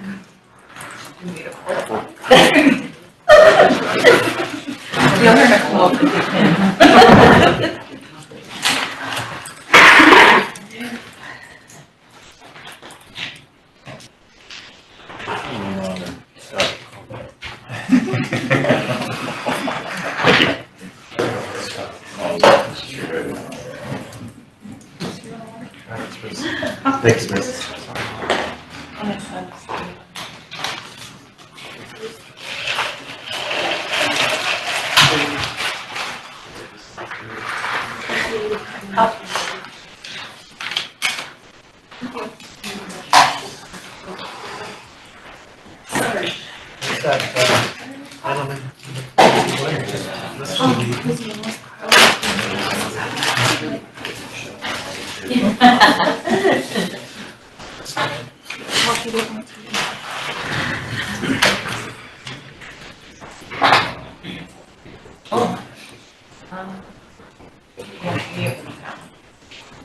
Okay, ready? Ed? Wayne? Emily? Jordan? Ben? Wayne? Bill? Emily? Jordan? Wayne? Ben? Emily? Jordan? Charles? Ben? Wayne? I only had 3 on there, so. Let's count. Swell dog. Yeah, there you go. Wayne? Lila? Charles? Ben? Kathy? Lila? Charles? Emily? Emily? Kathy? Ben? Jordan? Kathy? Lila? Ben? Charles? Emily? Kathy? Lila? Jordan? Wayne? Bill? Charlie? Ben? Kathy? Emily? Bill? Jordan? Wayne? Emily? Bill? Jordan? Jordan? Bill? Ben? Emily? Wayne? Bill? Ben? Kathy? Wayne? Bill? Kathy? Lila? Wayne? Jordan? Ben? Bill? Last one. Ben? Jordan? Emily? Bill?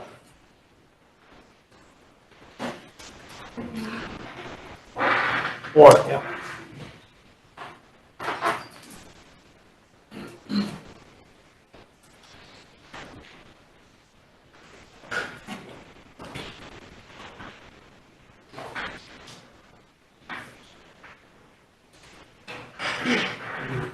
Selected 5. That's not a circle, sorry. Oh, that's, okay. So it's Wayne, Emily, Jordan, and Ben. Motion to seat. Motion to seat, second by Sheriff. Question? Ray? All in favor? 1, 2, 3, 4, 5, 6, 7, 8, 9, 10, 11, 12, 13, 14, 15, 16, 17. Opposed? Zero. Not voting? Zero. Motion carried. Well, moving along.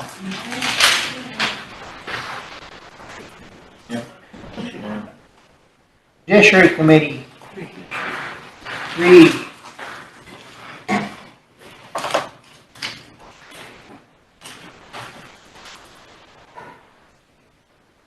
And my position is up, right, Scott? Yep.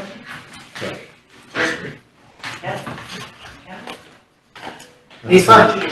I'll nominate, Michelle and Wayne and Ben. Rick? Okay, I was gonna nominate that. And then nominate Lila. And Ben. Oh, Ben's already up there. Charles showed interest. Charles, you sure? Yeah, Charles. I'll nominate Charles. And, I'm sorry, but thanks for the nomination, but I have to turn that one down because it meets this right after budget and finance, or possibly bleeds into it, right?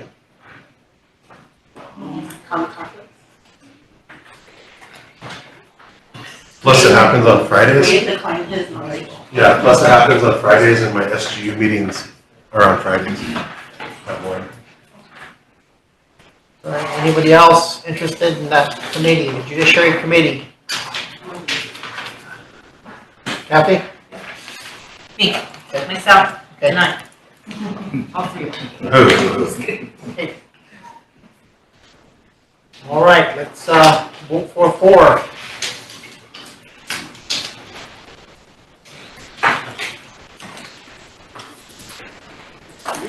Oh, 3, sorry.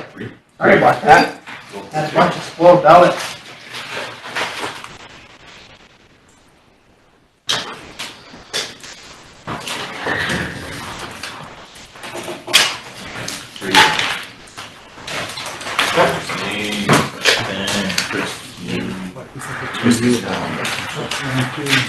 It is. Superintendent's gonna leave, he has something going on, so. Thank you for staying. It's been a long time since the superintendent actually stayed for our meeting, so I really appreciate that. And I'll be back tomorrow for the council meeting again. Thank you. Thank you. Yes, thank you. Thank you for coming. Appreciate it. Pretty much. They've already got fired. Well, 10 and see if they approve that line item. Yeah. Goodbye.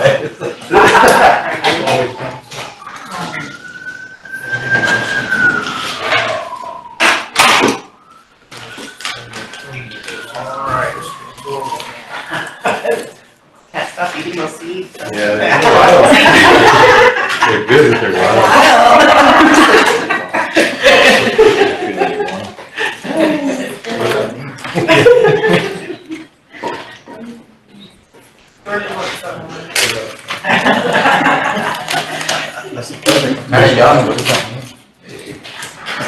Here we go, Charles. Ben. Michelle. Lila. Kathy. Ben. Michelle. Charles. Ben. Charles. Kathy. Ben. Kathy. Ben. Michelle. Lila. Ben. Kathy. Lila. Kathy. Charles. Michelle. Ben. Charles. Michelle. Ben. Charles. Charles. Lila. Michelle. Michelle, Ben, Charles,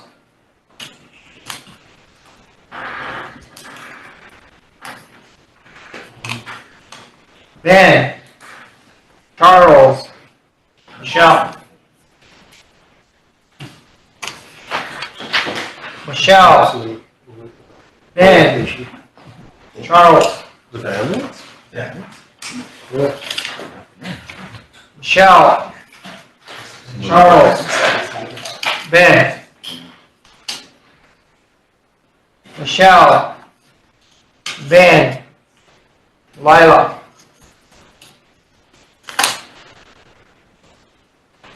This one has 4 on it, so it's spoiled.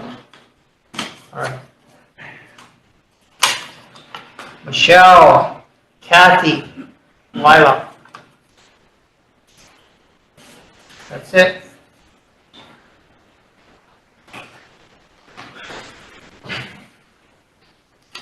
You need 3, right? 3, yep.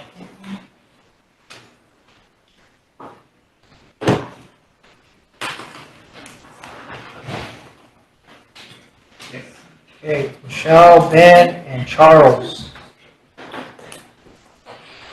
Motion to seat. Wayne, second by Chris. Lisa, question. All in favor? 1, 2, 3, 4, 5, 6, 7, 8, 9, 10, 11, 12, 13, 14, 15, 16, 17. Opposed? 0. Not voting? 0. Motion carried. 1, 2, 3.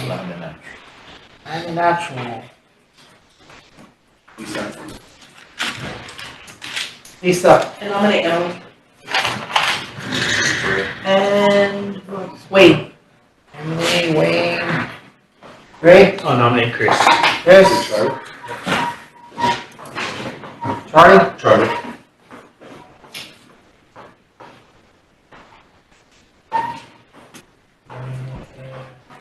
Lila? Nominate Emily and Kathy. Emily, Kathy? Okay.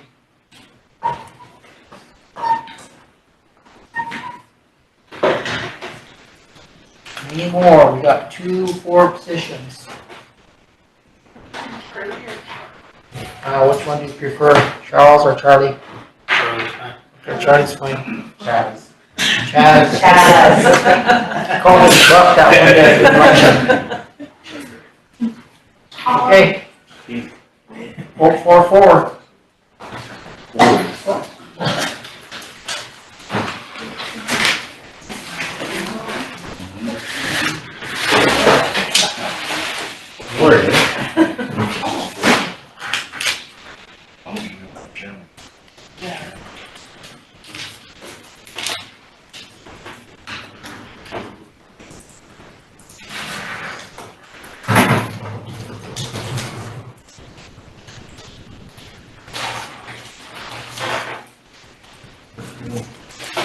Let's go.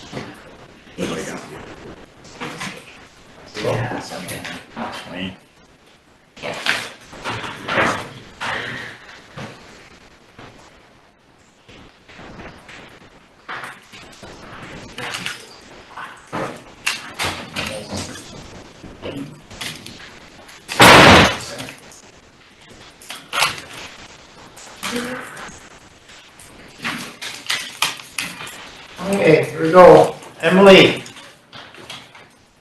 Chris. Charles.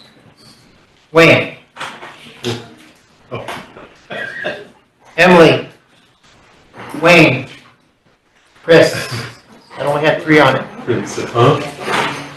Wayne. Kathy. Emily. Chris. Wayne, Chris, Emily, Charlie, Emily, Wayne, Chris, Charlie, Emily, Charlie, Kathy, Chris, Emily, Wayne, Charles, Kathy,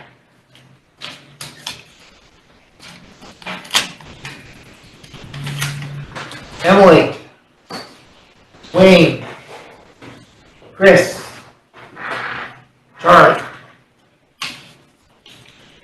Emily, Wayne, Chris, Charlie, Emily, Charles, Kathy, Chris, Emily, Kathy, Chris, Charles, Emily, Charles, Kathy, Chris, Charlie, Kathy, Emily, Charlie, Wayne, Chris, Emily, Wayne, Chris,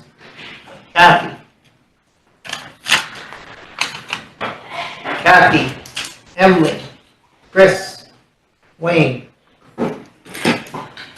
Emily, Wayne, Charlie, Kathy, and Pedro, says on there.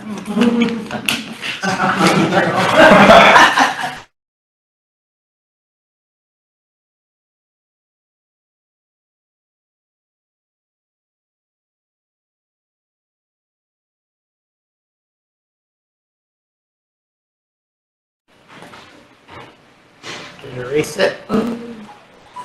Erased it? Can I go back some to that box whiteboard? Oh. We have, the secretary kept the house. Mandatory dry erase. It was a weird outcome anyway. Write the names down again, and then we'll give you the numbers. She took good count, so. 2 times. All right, put down Emily, Wayne, Chris, Charlie, and Kathy.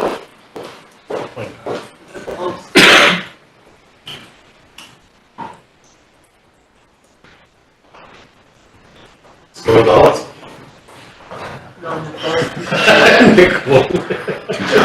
John. Okay, Emily received 17 votes. Wayne received 12. Chris received 15. Charlie 13. And Kathy 10.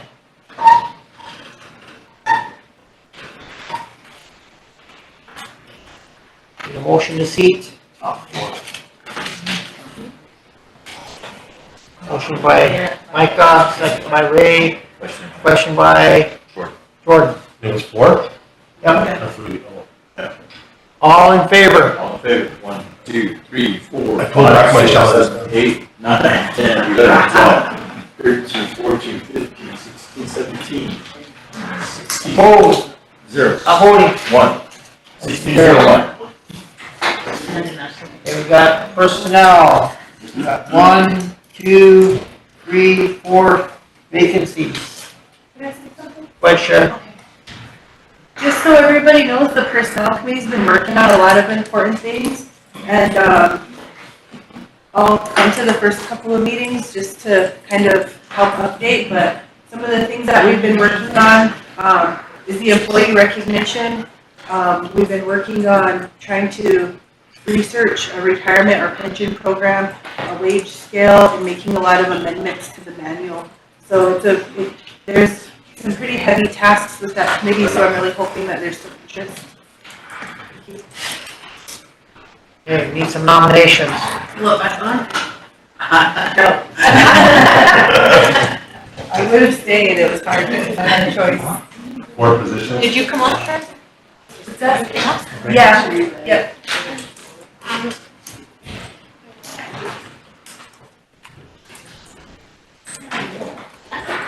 Sure. Nominate Lila? Lila? Lila, do you accept? Sure. Okay. Kathy? Kathy?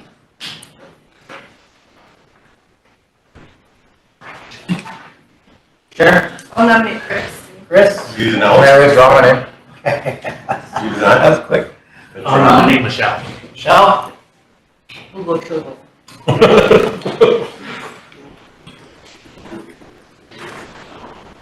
I'll Sure. nominate Bill. Bill? Forgot, Bill's brand new too. Any more nominations? We Nominate gotta Bill, put, Ben? we gotta put Steve on a few of them. That's too much. Next one gets slapped. That's a lot. They're not gonna be on any committees if we don't put him on something. And I didn't get to the last one. Instead of for two, we got four right out. I'm correct. Motion to seat. Motion to seat. Lila, Kathy, Michelle, and Bill on the subcommittee. Sign, like what Jerry got in, and then she would ask if anybody wants to sign off their minis with it. So then you sign and put it on there. And are you moving? Yeah. Second by Ray. Question by Emily. All in favor? 1, 2, 3, 4, 5, 6, 7, 8, 9, 10, 11, 12, 13, 14, 15, 16. Opposed? 0. Not voting. 1. Motion carried. Go ahead, my friend. I would like to resign off Social service. Okay. Motion to accept Michael's resignation from Social Service Committee. Chair, second by Ray, question by Lisa. All in favor? All in favor? 1, 2, 3, 4, 6, 7, 8, 9, 10, 11, 12, 13, 14, 15, 16. Opposed? 0. Not voting? 1. Motion carried. There'll be 3 vacancies. 3 vacancies.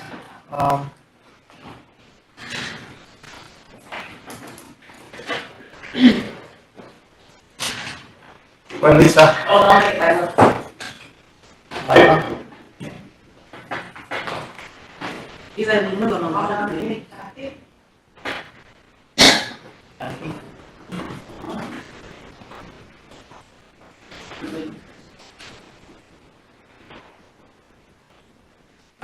Chris? Somebody wanna put, Steve on there? Butte Creek? Butte Creek, just put Butte Creek on there, I'll nominate Butte Creek. at Butte Creek. Wherever that is.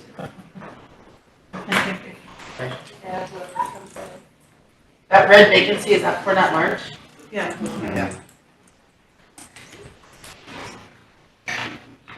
Any more nominations? Not, we'll need a motion to seat 3 on the Social Service Committee. Lila, Kathy, and Butte Creek. Ray, second by Jordan, question by Wayne. All in favor? 1, 2, 3, 4, 5, 6, 7, 8, 9, 10, 11, 12, 13, 14, 15, 16. Opposed? 0. Not voting? 1. Motion carried. Went on to the Social Service, SWA 2. That year they put them in. Nominate Deirdre. What's the one, SWA? SWA. I'll nominate Bill. Bill, you wanna get back on there? Okay. There's 3 on it. There's only 2. Only 2. Anybody else? It's a tough board to be on. Emily? I nominate Kathy. Kathy?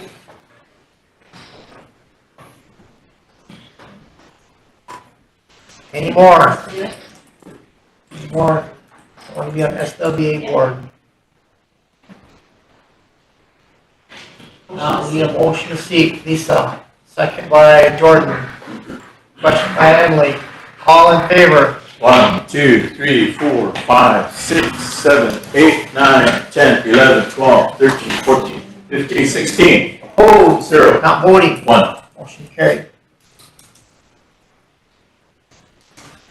Go to the Transportation Committee, there's 2 openings.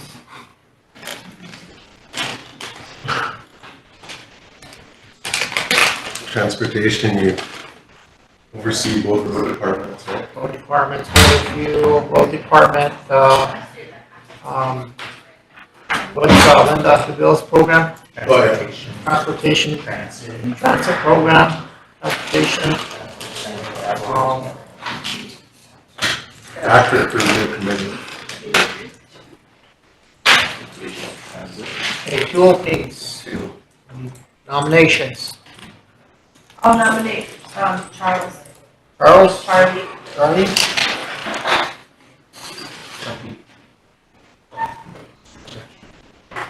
Can we put Dew Creek on there again? Get them there, please. Okay. Any other nominations?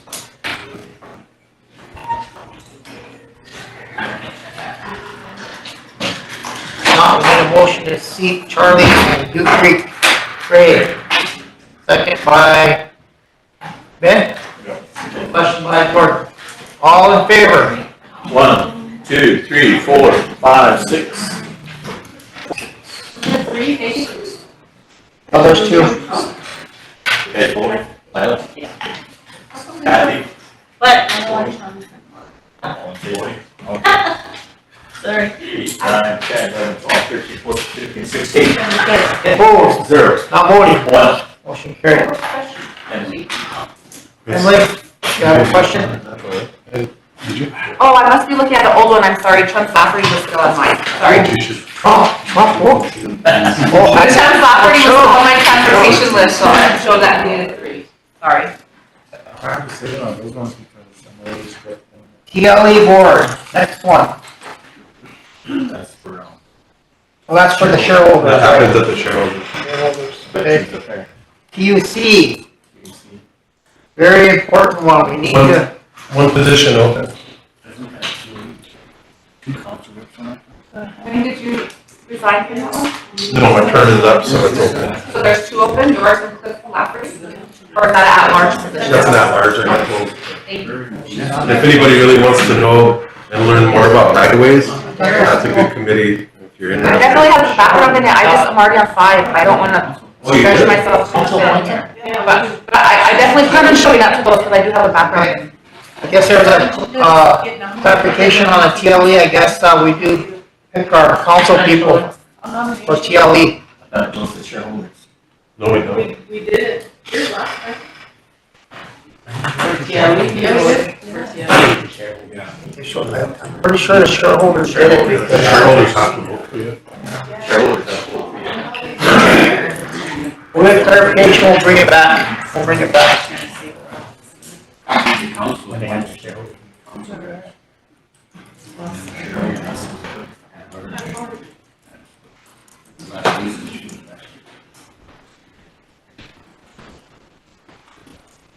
Lisa, was Lisa appointed, or where'd she go? Let's go down to TUC, we'll come back to Kelly. TUC, there's 1 opening there, 2 openings, who's the second one? Clifford, Chunks? It's at large. Oh, just 1 council rep, so. Wayne, do you wanna kinda talk about what TUC does over there? I know the director's been kinda, he's been sick and stuff, and, we've been dealing with quite a few issues over there, but. I did, as I said, if anyone has experience and are wanting to learn about right-of-ways, TUC would be a good one, especially if you didn't make it on unnatural, it deals with land though. That's what I was gonna nominate Kathy. You said you had your finger up when I was asking Emily. Oh.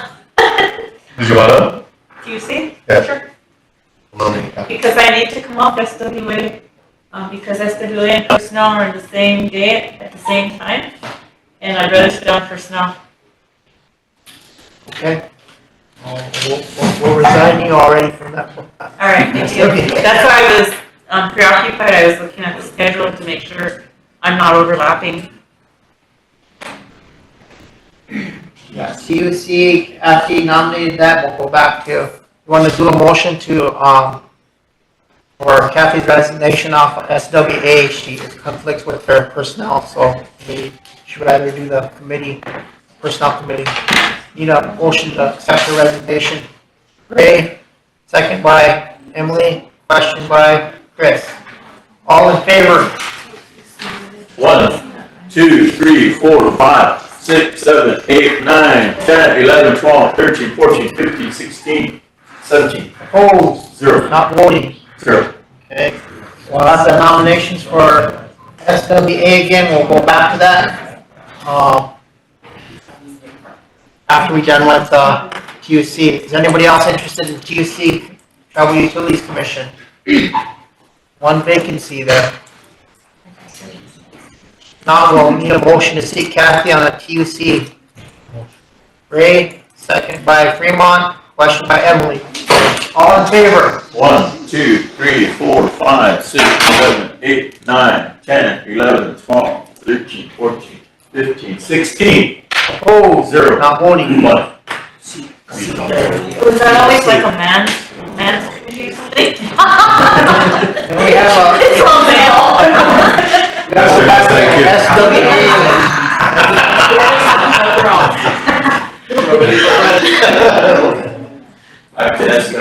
Go back to SWA. We needed Emily, SWA. She can have it. She'll fix it. I'm really interested, I'll try it, and if it's too much, then I may have to rethink Okay, it. all right. But Emily on SWA. And I'm with Bill. Bill's already on there. Kathy resigned from SWA already.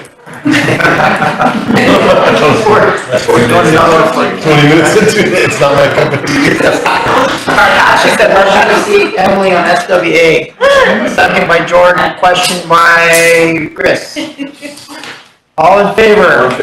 1, 2, 3, 4, 5, 6, 7, 8, 9, 10, 11, 12, 13, 14, 15, 16, 17. Opposed? 0. Not voting? 0. Motion carried.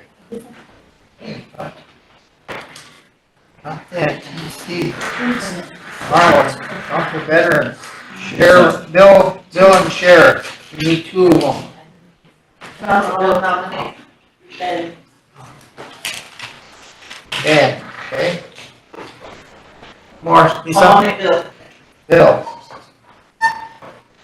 By the way, Bill is doing a good job up there. The Veterans Committee up there, they just negotiated the agreement with the Veterans Affairs, their healthcare part of that, where they're agreeing to come down and provide a mobile unit to serve the veterans. Well, they had that last Friday. Really?